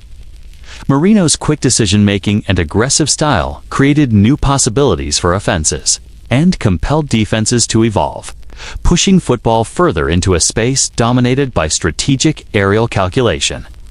Tom Brady, the epitome of longevity and preparation, represents yet another extension of Robinson's innovation. His game is rooted in adaptability, film study, and incremental mastery of systems. Brady's ability to read defenses, anticipate adjustments, and deliver under high-pressure conditions underscores a critical evolution: the quarterback as the ultimate cerebral strategist. His mastery of timing, pocket awareness, and psychological leverage over opponents demonstrates how. Robinson's foundational principle, the forward pass as a mechanism for controlled disruption, has been amplified through decades of tactical refinement. Brady's sustained dominance shows that innovation is not only about creating new techniques, but also about refining, optimizing, and understanding the broader system in which those techniques operate. Peyton Manning, with his pre-snap orchestration and surgical decision-making, redefined the quarterback's role as the field general. Manning's audible-driven approach, his precise read of defensive alignments, and his ability to anticipate coverage before the snap reflected deep intellectual engagement with the game. He expanded Robinson's original principle into a comprehensive strategic framework in which the quarterback dictates tempo, manipulates defenses, and orchestrates the flow of every play. Manning's style underscores the degree to which the forward pass has evolved from a simple tactical option into a complex, multi-layered instrument of control, one that transforms each game into a test of cognitive, not merely physical prowess. Patrick Mahomes represents the latest branch of this evolutionary tree, combining athleticism, improvisation, and creativity in ways that extend the possibilities Robinson first imagined. His ability to throw from unconventional angles, anticipate receiver movement, and make decisions under duress exemplifies the forward pass as a dynamic, adaptive instrument. Mahomes' style demonstrates that the innovation Robinson initiated was not static. It is a living principle that can grow, evolve, and produce entirely new dimensions of play. The creativity, risk-taking, and vision displayed by Mahomes illustrate that innovation in football is iterative. cumulative, and deeply tied to the intellectual freedom Robinson first unlocked on a field over a century ago.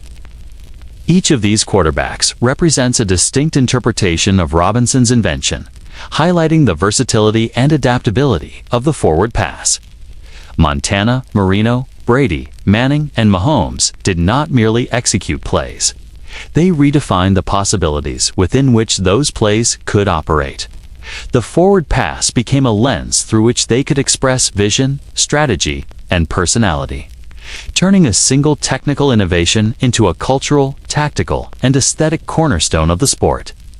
Robinson's throw, seemingly simple in its execution, created an avenue for generations of quarterbacks to expand the boundaries of possibility, proving that the significance of innovation lies not only in its immediate impact, but also in its potential to be adapted, refined, and reimagined. The influence of these quarterbacks extends beyond the field. Their successes shaped cultural narratives, media attention, and fan expectations. The quarterback became a central figure in storytelling about football, embodying leadership, intelligence, and resilience. Montana's calm decisiveness, Marino's daring explosiveness, Brady's preparation and poise, Manning's cerebral control, and Mahomes' creative ingenuity all derive from the possibility Robinson unlocked.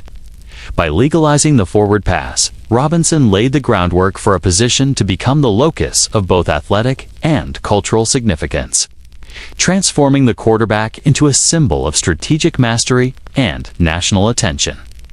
Modern football's identity is inseparable from these quarterbacks' evolution. Passing has become the primary driver of scoring, strategy, and entertainment. Offenses are built around aerial threats, analytics measure every completion, and media celebrates quarterbacks as central figures in the sport's narrative. Each successful season, record-breaking performance, and clutch throw is part of a chain that begins with Robinson's single forward pass.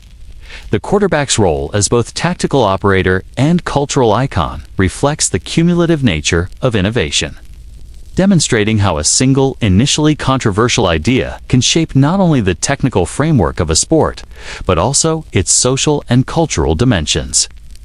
The quarterbacks who rewrote the game also illustrate the enduring tension between innovation and recognition. Just as Robinson's contribution went unacknowledged for much of his life, modern quarterbacks benefit from decades of structural and tactical evolution. Yet their achievements remain tied to the historical lineage they may never fully contemplate.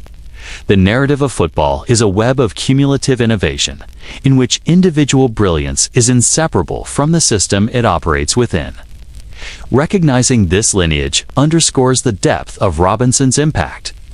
Every celebrated pass, every highlight reel, and every strategic breakthrough is built upon a foundation he created. Statistical analysis reinforces this connection. Quarterback ratings, passer efficiency, completion percentages, and passing yards reflect not only individual skill, but also the structural possibilities introduced by the forward pass. Each record broken, each milestone achieved, and each tactical adaptation demonstrates the elasticity and versatility of the idea Robinson first executed. The forward pass is both a tool and a framework, allowing quarterbacks to craft distinct identities while operating within a system whose possibilities he unlocked. This enduring relevance of his innovation is evident in the way modern quarterbacks shape the game, challenge defenses, and captivate audiences. The emotional resonance of this lineage is profound. By tracing the evolution from Robinson to Montana, Marino, Brady, Manning, and Mahomes, we see how a single act of innovation can reverberate across generations, shaping not only athletic performance, but cultural imagination. Robinson's throw is embedded in the DNA of every successful quarterback, every celebrated moment of aerial brilliance, and every strategic evolution in offensive philosophy. The continuity between his audacious 1906 pass and the modern quarterback's artistry demonstrates that innovation carries consequences far beyond the initial moment of execution. Understanding the quarterbacks who rewrote the game requires acknowledging the multiplicity of their approaches. Montana's timing, Marino's arm strength, Brady's preparation, Manning's orchestration, and Mahomes' improvisation represent distinct interpretive paths built upon a shared foundational principle. This diversity highlights the richness of Robinson's contribution. The forward pass is not a static rule, but a generative concept, one capable of supporting varied styles, philosophies, and strategies. Football thrives today because the innovation he introduced is adaptable, resilient, and capable of inspiring continual evolution.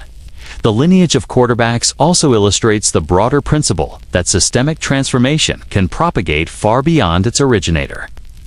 Robinson's forward pass did more than alter tactics.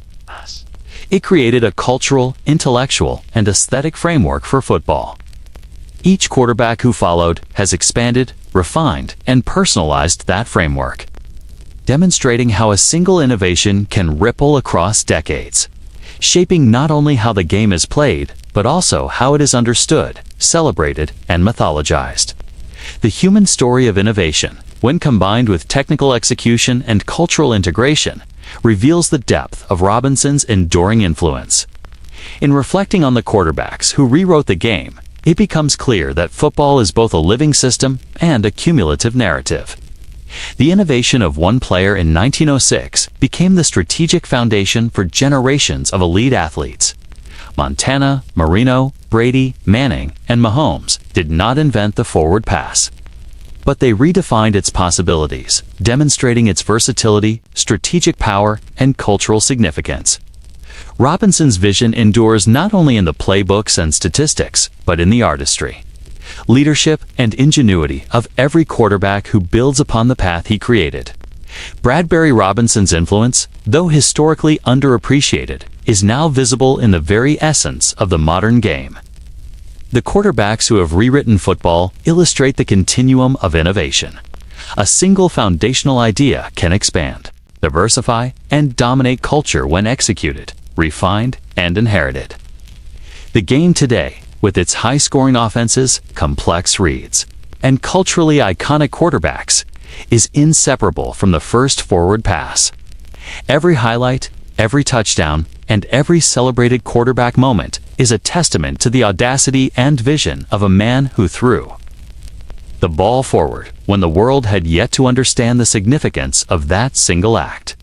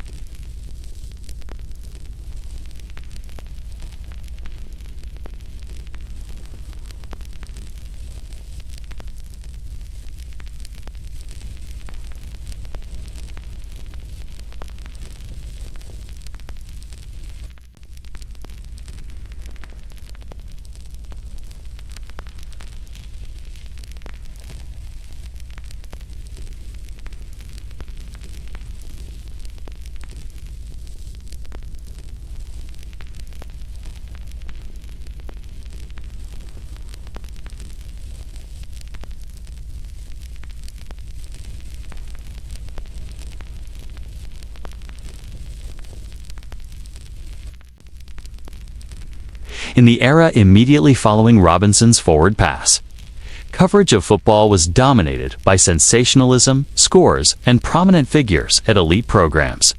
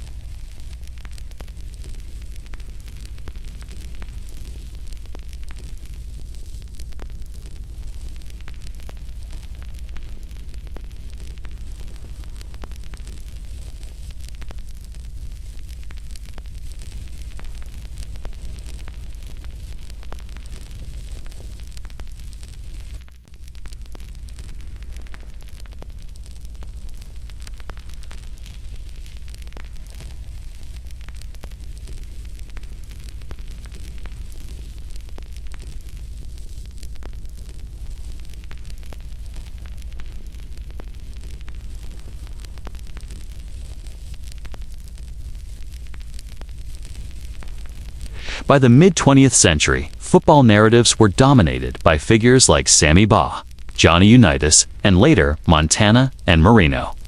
These players embodied the evolution of the passing game, yet the narrative often neglected the foundational moment in 1906. The audacious throw by a student athlete named Bradbury Robinson. By the time his role began to receive attention in scholarly work, the public narrative of football had already been shaped around later icons. Robinson became a footnote, acknowledged by historians, but largely absent from the collective consciousness of fans. Cultural attention favors heroes who fit narratives of glamour, triumph, and visibility. Robinson's life did not conform to these patterns. He did not become a national champion, a professional star, or a media sensation. His innovation, though transformative, did not carry immediate accolades or financial reward.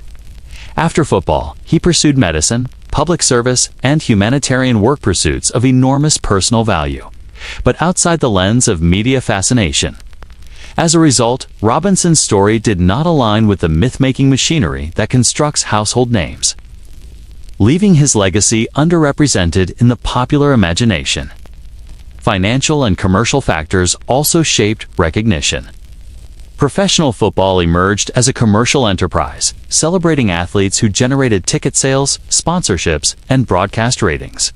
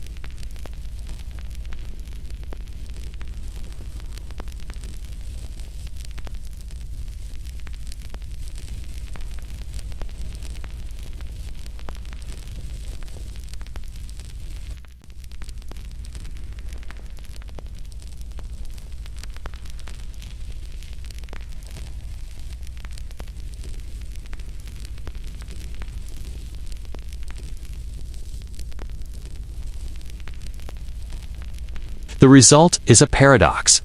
The more significant the contribution to the structure of the game, the less likely the innovator is to become a household name. Historical documentation of Robinson's life provides a corrective, though it cannot entirely compensate for the public's selective memory. Archival records, contemporary newspaper accounts, and later scholarship have preserved his story, demonstrating his pivotal role in football's transformation. Yet public awareness remains limited. The NFL, collegiate programs, and popular media have slowly begun to integrate his narrative, but the gap between his influence and his fame persists. Recognition has arrived too late to affect his life directly, illustrating the enduring consequences of delayed acknowledgement for innovators. Ultimately, Bradbury Robinson's absence from the pantheon of football icons reflects a combination of media priorities, institutional focus, cultural narratives, and structural invisibility. His innovation is everywhere, yet he remains largely invisible. The forward pass is a living, essential part of the game, shaping strategy, culture, and identity. Yet the man who first executed it remains a historical whisper. This disparity between systemic influence and personal recognition underscores a fundamental tension in sports, culture, and society. Transformative contributions often go unrewarded, while those who capitalize on them receive acclaim. Robinson's story serves as a cautionary example of the fragility of historical memory and the ethical responsibility inherent in preserving and honoring foundational contributions. The mechanisms of recognition, media coverage, institutional acknowledgement, cultural storytelling are neither automatic nor neutral. They reflect choices, priorities, and biases that determine whose stories are amplified and whose are muted.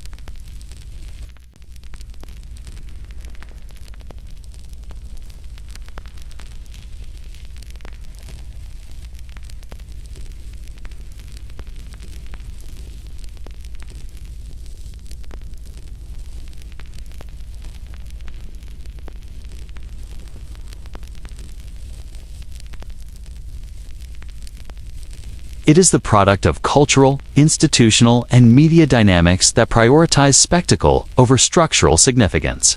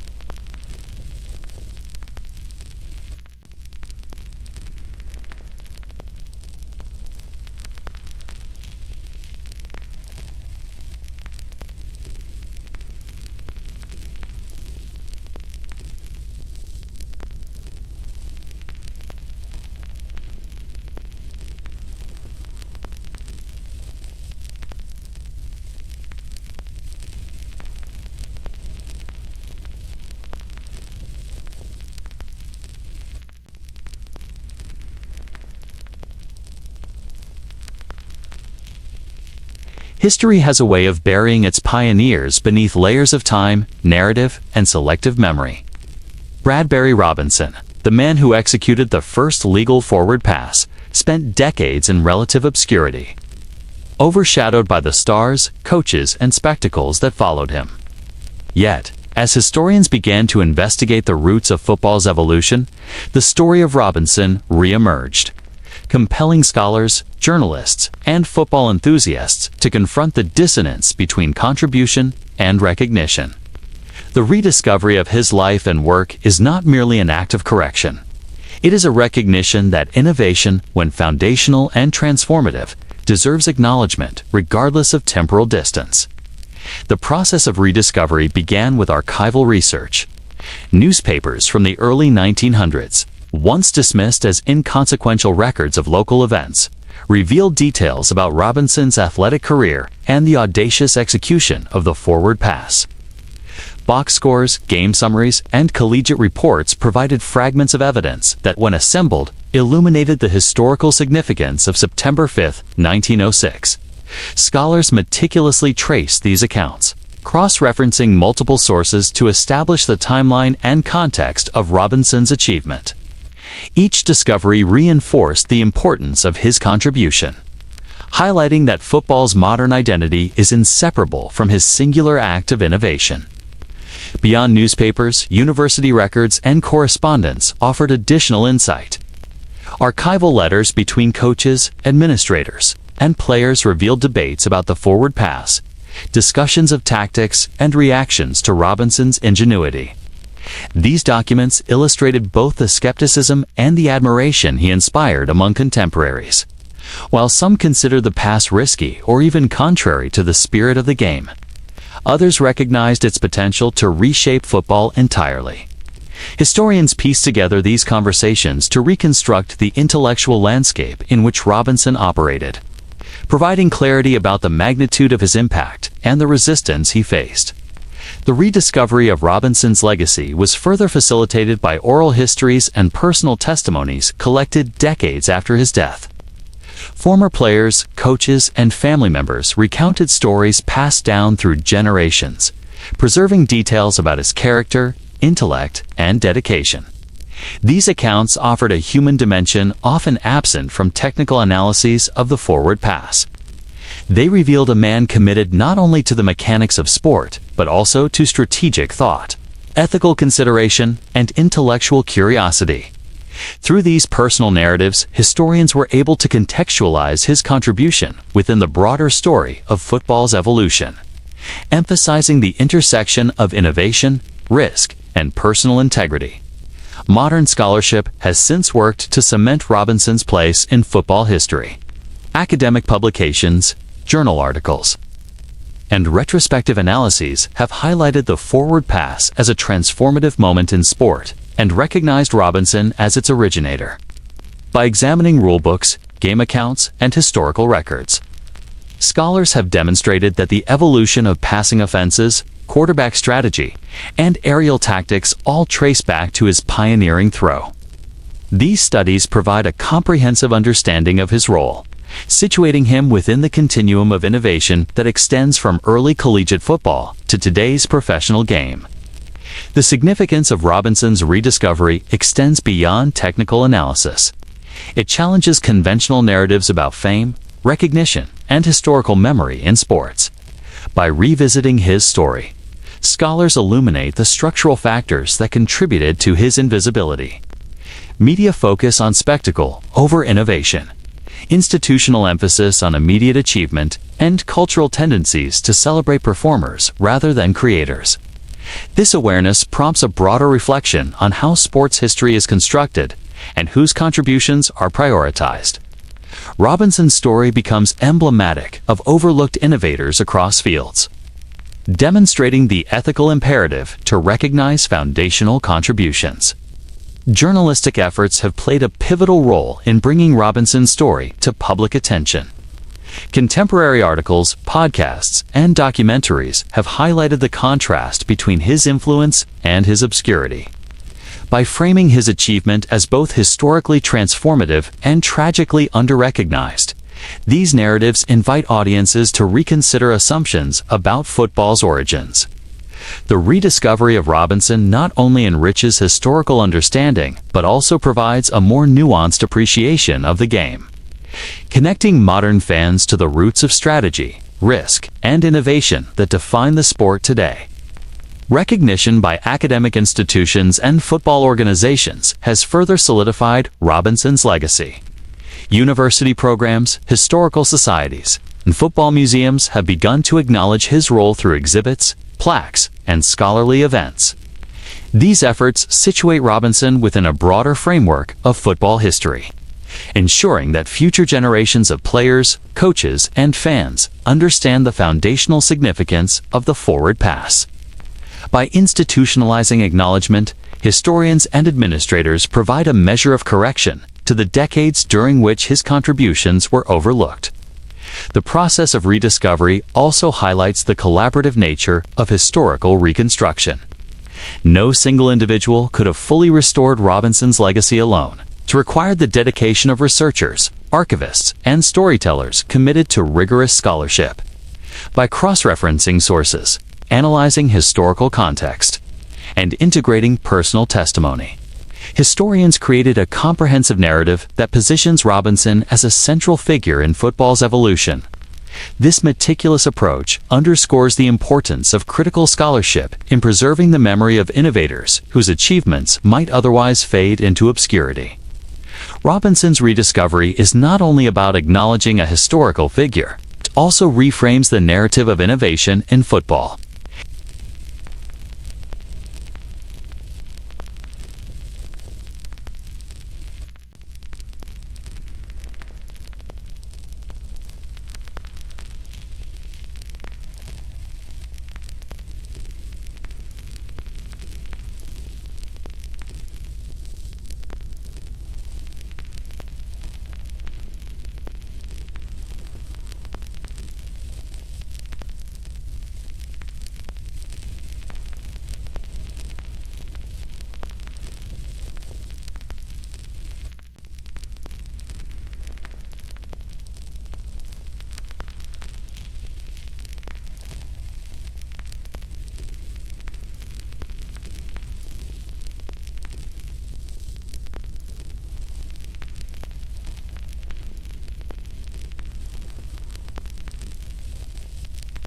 In recovering his story, scholars and journalists remind us that history is not only a record of outcomes, but also a testament to human ingenuity and resilience in the face of doubt and resistance. Furthermore, the rediscovery of Robinson allows contemporary audiences to reassess how they interpret the evolution of football. Modern quarterbacks, advanced passing offenses, and complex defensive schemes are now seen in light of their historical roots. The forward pass is no longer simply a rule or a tactic. It becomes a symbol of creativity, risk-taking, and the intellectual dimension of sport. This perspective enriches the understanding of football, revealing the strategic, cultural, and ethical dimensions embedded in every play. Public recognition, while partial, has begun to restore balance to Robinson's legacy. Through articles, historical features, and scholarly publications, his name appears alongside those of quarterbacks, coaches, and innovators who built upon his work. The forward pass is no longer treated as a generic development in football's history. It is explicitly tied to the man who first executed it legally, situating Robinson at the origin of a transformative narrative. This acknowledgement allows fans, historians, and players to connect the modern game to its intellectual and human roots, creating continuity between past and present. The rediscovery of Bradbury Robinson's legacy ultimately reflects a broader commitment to historical accuracy, ethical remembrance, and the recognition of intellectual courage. By uncovering lost records, examining primary sources, and elevating the stories of overlooked pioneers, historians ensure that the contributions of foundational figures are not permanently erased. Robinson's story demonstrates that innovation, even when unrecognized for decades, can be restored to its rightful place in history, influencing both the narrative of the sport and the cultural understanding of its development. In tracing Robinson's rediscovery, we observe a convergence of scholarship, storytelling, and ethical responsibility. His name, once buried in the footnotes of football history, now occupies a more central place in the narrative of the forward pass. The meticulous work of researchers, the attention of journalists, and the acknowledgement of institutions combine to reveal a fuller picture of football's evolution. By situating Robinson as a pioneer, they restore a measure of justice to a legacy that had long been neglected. This process of restoration also highlights the resilience of human memory and the enduring value of intellectual contributions. Despite decades of obscurity, Robinson's innovation persisted in the fabric of football, shaping strategy, culture, and player identity. The rediscovery reinforces the idea that transformative acts, even if initially invisible, leave enduring traces that can eventually be recognized, celebrated, and studied. In this way, the story of Bradbury Robinson serves as both a historical lesson and a source of inspiration for those who seek to innovate, challenge convention, and influence systems that may initially fail to acknowledge their contributions. Rediscovery is not merely retrospective. It is a bridge connecting past and present. By understanding Robinson's role, modern audiences gain insight into the intellectual and human foundations of football. The forward pass, the quarterback's prominence, and the evolution of strategy are now seen as part of a continuum that begins with one man's willingness to challenge convention and innovate. Recognition restores not only historical accuracy, but also an appreciation for the courage, vision, and foresight required to change a system that resists transformation. The story of Bradbury Robinson reminds us that history is never static. It is constructed, contested, and corrected through ongoing scholarship, documentation, and ethical reflection. Rediscovery ensures that foundational innovators are not permanently lost to time, even if public fame eludes them during their lifetimes. The acknowledgement of Robinson as the originator of the forward pass restores balance to football's narrative and situates the modern game within a lineage of courage, creativity, and strategic thinking. In the end, the rediscovery of Bradbury Robinson is both a historical triumph and a moral imperative. By examining lost records, tracing primary sources, and acknowledging the ethical dimensions of recognition, scholars and journalists have restored his place in football history. The forward pass is no longer an anonymous innovation. It is inseparable from the man who first executed it legally. Robinson's story demonstrates that foundational contributions endure, that historical justice is possible, and that the legacies of innovators can be reclaimed even after decades of obscurity.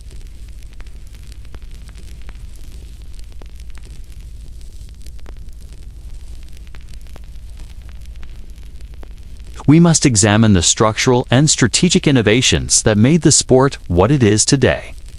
Central among these innovations is the forward pass. It's a seemingly simple act that transformed the game from a brutal contest of sheer physicality into a complex contest of strategy, timing, and skill. Yet for decades, the story of its origin has been overshadowed by the more visible narratives of star players and celebrated coaches.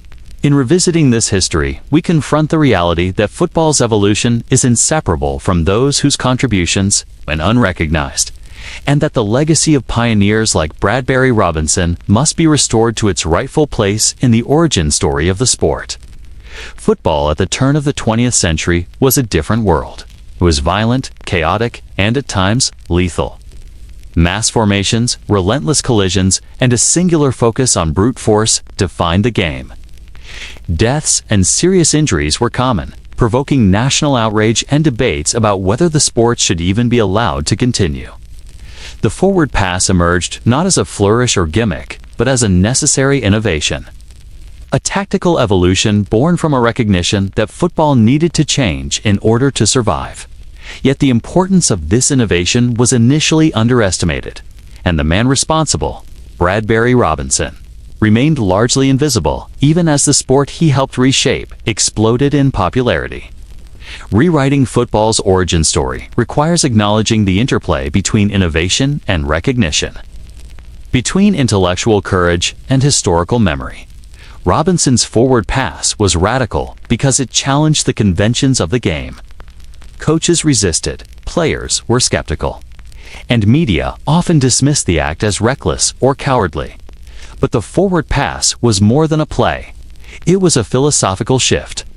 It reframed the sport, demonstrating that strategy and creativity could rival physical dominance in importance.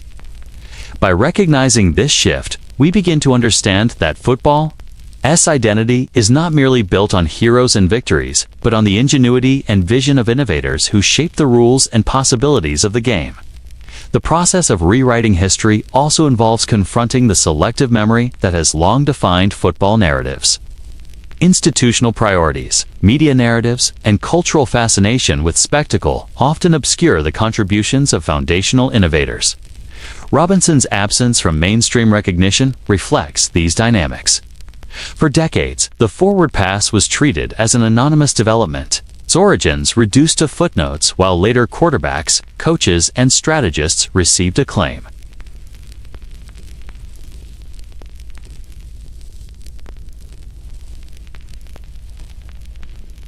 But of intellectual and tactical breakthroughs that allow the game to grow, adapt, and endure.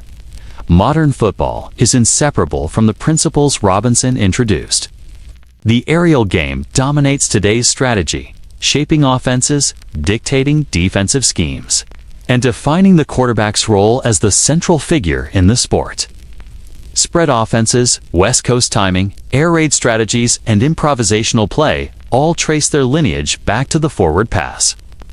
Yet each of these developments, as spectacular and celebrated as they may be, owes a debt to the original act of courage, creativity, and vision executed by a student athlete in 1906. Recognizing this lineage is essential to an accurate understanding of the game, illustrating how foundational innovation can ripple across decades and shape both strategy and culture.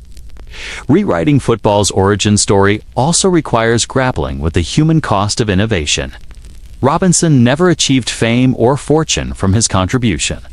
His life after football was marked by service, medical practice, and personal challenges, culminating in relative obscurity. This tension between influence and recognition reveals a recurring theme in the history of innovation. Those who create the structures, strategies, and possibilities that define a system are often invisible, while those who capitalize on these foundations achieve the fame, wealth, and accolades. Acknowledging Robinson's story restores balance and emphasizes the ethical responsibility to honor pioneers whose work fundamentally shapes a field. The rediscovery of Robinson, scholars have argued, is more than historical housekeeping. It is a corrective lens through which the entire narrative of football can be reassessed. By highlighting his contributions, historians illuminate the processes by which strategy, innovation, and human ingenuity intersect to redefine a cultural institution. The forward pass is not simply a rule. It is a transformative concept that reshaped the sport's identity, enabling tactical complexity, spectator engagement, and the evolution of player roles. Recognizing the man behind the first pass deepens our appreciation for the intellectual, ethical, and human dimensions of the game. Restoring Robinson's place in history also invites reflection on how sports, society, and culture value contributions. Football, like other fields, often privileges spectacle over substance, performance over creation. Stars, championships, and highlight reels dominate memory, while innovators who lay the foundation for those moments remain under-acknowledged. Rewriting the origin story is therefore both historical and ethical. It acknowledges the interplay between creation and execution, vision and visibility, and ensures that cultural memory is more accurate, just, and complete. The broader implication of this reevaluation is clear. The story of football's evolution is richer, more nuanced, and more compelling when it incorporates the narratives of those whose work was foundational but Bradbury Robinson's forward pass was not an isolated incident. It was a deliberate act of creativity that challenged the norms of the day and reshaped the strategic possibilities of the sport. Recognizing this achievement places the sport's development in proper context. linking past and present and demonstrating that the modern game, with its sophisticated passing offenses and celebrated quarterbacks, is inseparable from his vision. Rewriting the origin story also allows us to appreciate the cumulative nature of football innovation. Each tactical breakthrough, each record-breaking quarterback, and each strategic adjustment rests on prior discoveries. Montana, Marino, Brady, Manning, and Mahomes all operate within a system whose foundations were laid by Robinson.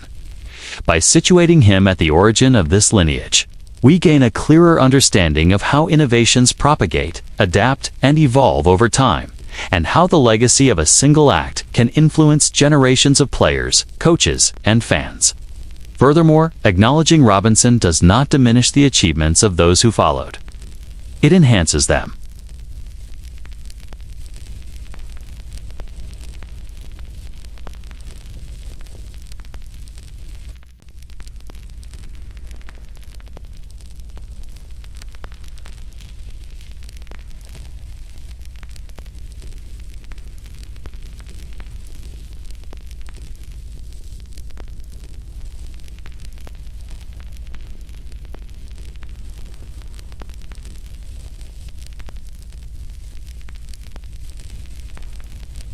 Rewriting football's origin story is also a call to action for historians, fans, and institutions. It challenges us to scrutinize selective memory, question which contributions are celebrated, and recognize the individuals who create possibilities rather than merely perform within them. Robinson's story illustrates that foundational innovation is often invisible in its own time, and that acknowledgement may require deliberate historical reconstruction. By integrating his narrative into the public consciousness, we restore continuity, accuracy, and a sense of justice to the sport's history. The narrative of football is incomplete without recognizing its innovators. Bradbury Robinson's forward pass is more than a technical innovation. It is a symbolic representation of creativity, courage, and the capacity to reshape a system from within. Restoring his place in the origin story underscores the intellectual and human dimensions of football, reminding us that the game's evolution is not only about wins, losses, and statistics, but also about the vision, risk, and persistence of those who dared to imagine something different. By the end of this examination, it becomes clear that understanding football requires more than knowledge of modern tactics or celebrated players. It demands an appreciation for the individuals who first challenged convention, created structural possibilities, and shaped the trajectory of the sport. Bradbury Robinson's forward pass, executed in 1906, exemplifies this principle. His story reminds us that the legacy of a pioneer is not always immediate, that historical recognition can lag behind influence, and that reconstructing the origin story is both a scholarly and ethical endeavor. In recognizing Robinson, we also recognize the larger truth about innovation in sport. Transformative ideas often come from unexpected sources. From those operating on the margins, from individuals whose work is not initially visible or celebrated. The forward pass, which now defines football strategy, was once controversial, experimental, and misunderstood. Its creator, Robinson, illustrates the human dimension of innovation, the courage to act, the foresight to imagine possibilities, and the resilience to persist despite skepticism and obscurity.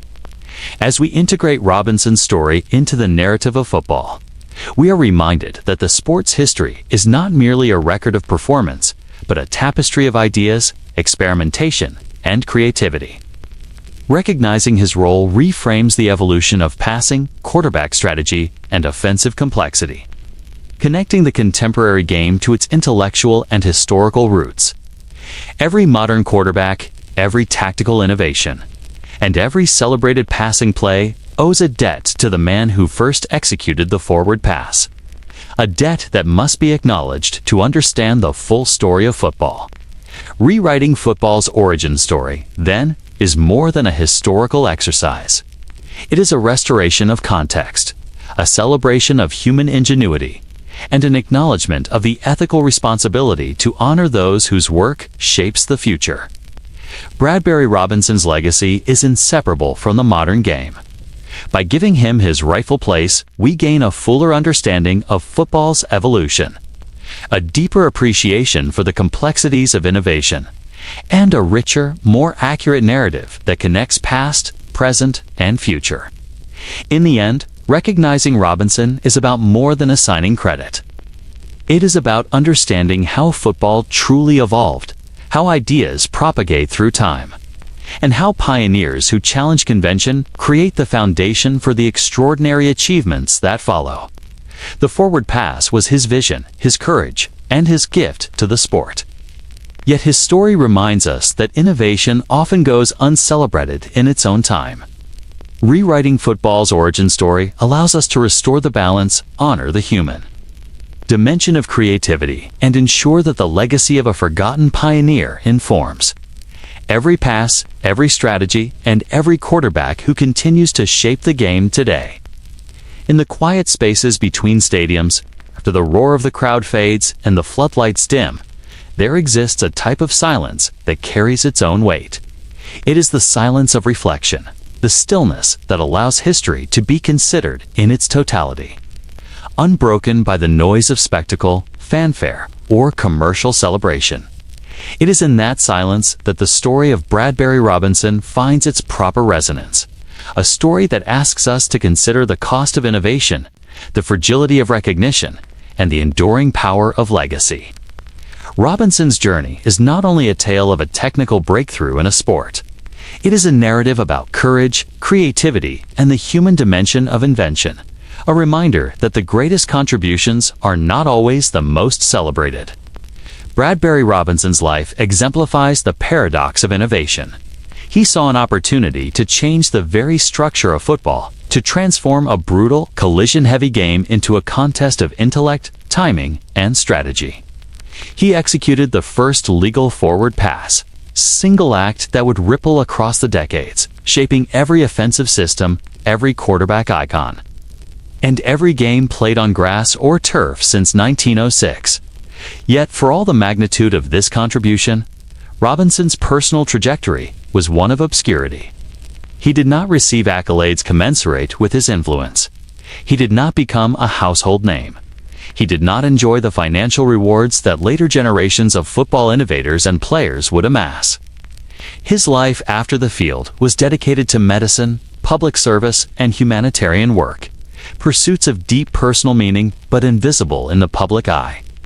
In reflecting on Robinson's journey, we confront the systemic failures that allow pioneers to be forgotten. Media narratives have long prioritized spectacle over structural innovation, celebrating touchdowns, championships, and star performers while marginalizing those whose work enables these moments. Institutions, from universities to professional leagues, have historically focused on records, championships, and statistical achievement, often neglecting the contributions of innovators whose vision created the systems within which success could occur. Robinson's absence from the popular imagination is emblematic of this broader pattern. The game honors execution and fame more readily than it honors creation and foresight. Yet the invisibility of Robinson does not diminish the reach of his legacy. Every modern passing play, every quarterback reading defenses, every offensive strategy that prioritizes timing and space over brute force carries the imprint of his creativity. The explosive touchdowns of the contemporary NFL, the complex route trees of college football, and the precision passing of legendary quarterbacks all trace back to his audacity in 1906.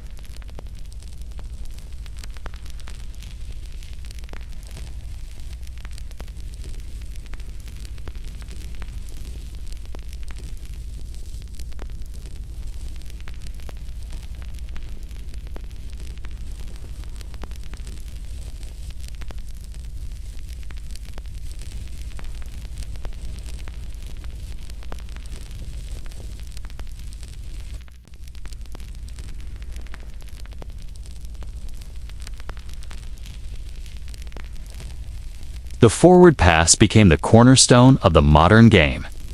Yet the man who first executed it legally remained largely uncelebrated. A figure whose influence was profound, but whose personal reward was minimal. This tension is haunting. The individual who gave football one of its defining characteristics lived and died without the recognition or security that might have been expected in proportion to his contribution. In reflecting on this, we recognize that Robinson's story is more than a historical curiosity. It is a meditation on the nature of legacy itself. Influence can be immense, even when invisible, and significance is not always measured in fame, wealth, or public acknowledgement. Every Sunday, as stadiums fill with fans, as television broadcasts highlight remarkable passing plays, and as quarterbacks orchestrate the intricate choreography of the modern game, Robinson's presence is felt.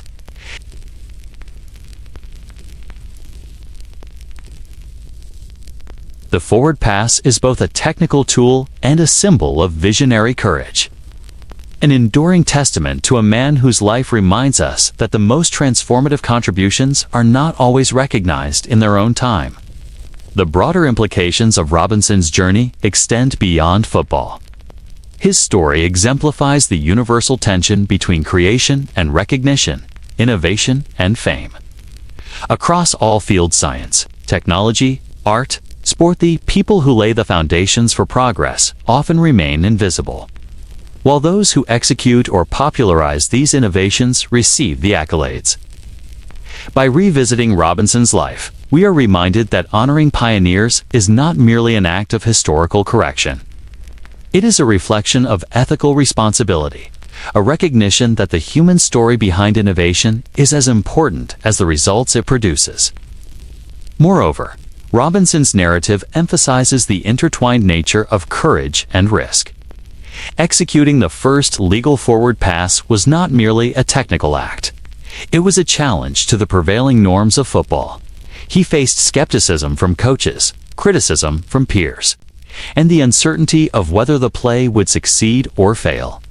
Innovation requires both vision and audacity, and Robinson exemplified these qualities. By understanding his journey, we gain insight into the human qualities that drive transformative change: creativity, resilience, and the willingness to act despite risk and potential marginalization. As we consider the broader cultural and historical context, it becomes clear that Robinson's legacy is inseparable from the evolution of football itself. Modern quarterbacks, passing offenses, and strategic innovations all exist within a framework that began with his act. These statistical revolutions of the 20th and 21st centuries, the completion percentages, touchdown passes, and record-breaking games are built upon a foundation he laid. Every passing touchdown thrown in a stadium filled with cheering fans is a living extension of his creativity, a continuation of the vision he first demonstrated over a century ago. And yet, the emotional resonance of his story is inseparable from the fact that he died in relative poverty, uncelebrated and largely forgotten. The juxtaposition of his immense influence with his personal hardship is haunting. It challenges us to confront uncomfortable truths about how society, institutions, and media allocate recognition, reward, and honor. It reminds us that impact and acknowledgement are not always aligned, and that human contribution often exists in tension with visibility and reward. In Robinson's case, the world of football thrived on his innovation, even as his personal life reflected the neglect of those who are rarely remembered until history intervenes. Ultimately, the story of Bradbury Robinson is both a cautionary tale and a source of inspiration.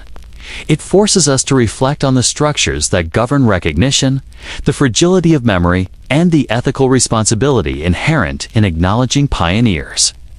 It also demonstrates the enduring power of legacy. While Robinson may not have enjoyed wealth, fame, or widespread recognition during his life, his influence endures in every play, every strategy, and every quarterback who steps onto the field. He remains present in the fabric of football, a silent architect of a game that millions celebrate, analyze, and revere each season. His life reminds us that legacy is not measured solely by accolades, by public recognition, or by financial success. It is measured by the enduring impact of one's actions, by the transformation one brings to a system.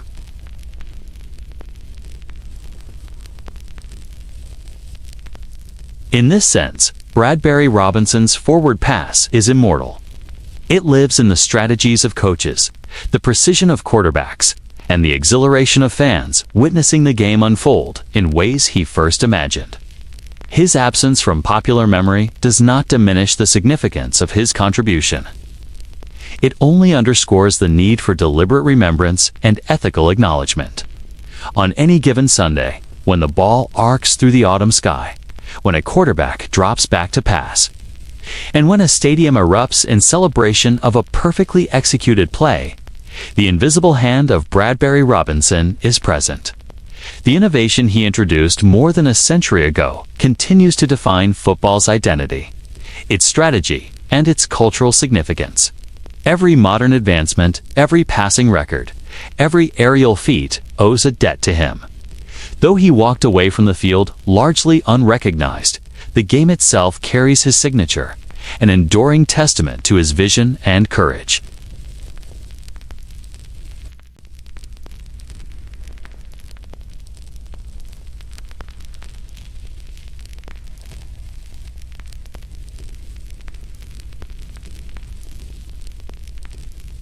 The forward pass is a living legacy, a structural and cultural revolution that manifests in every play. The brilliance, courage, and foresight of Bradbury Robinson resonate with every quarterback, every offensive coordinator, and every fan who marvels at the beauty and complexity of the modern game.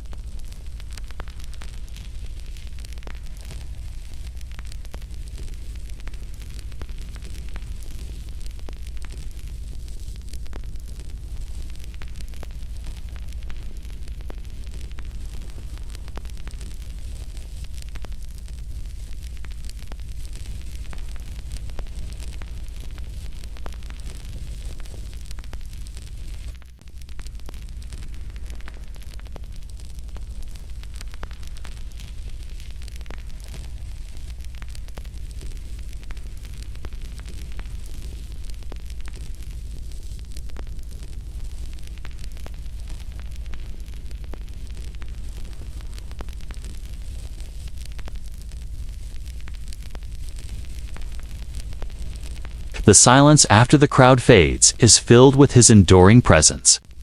A reminder that while fame and fortune may elude the visionary, the consequences of their courage can reverberate across time, shaping culture, sport, and human experience.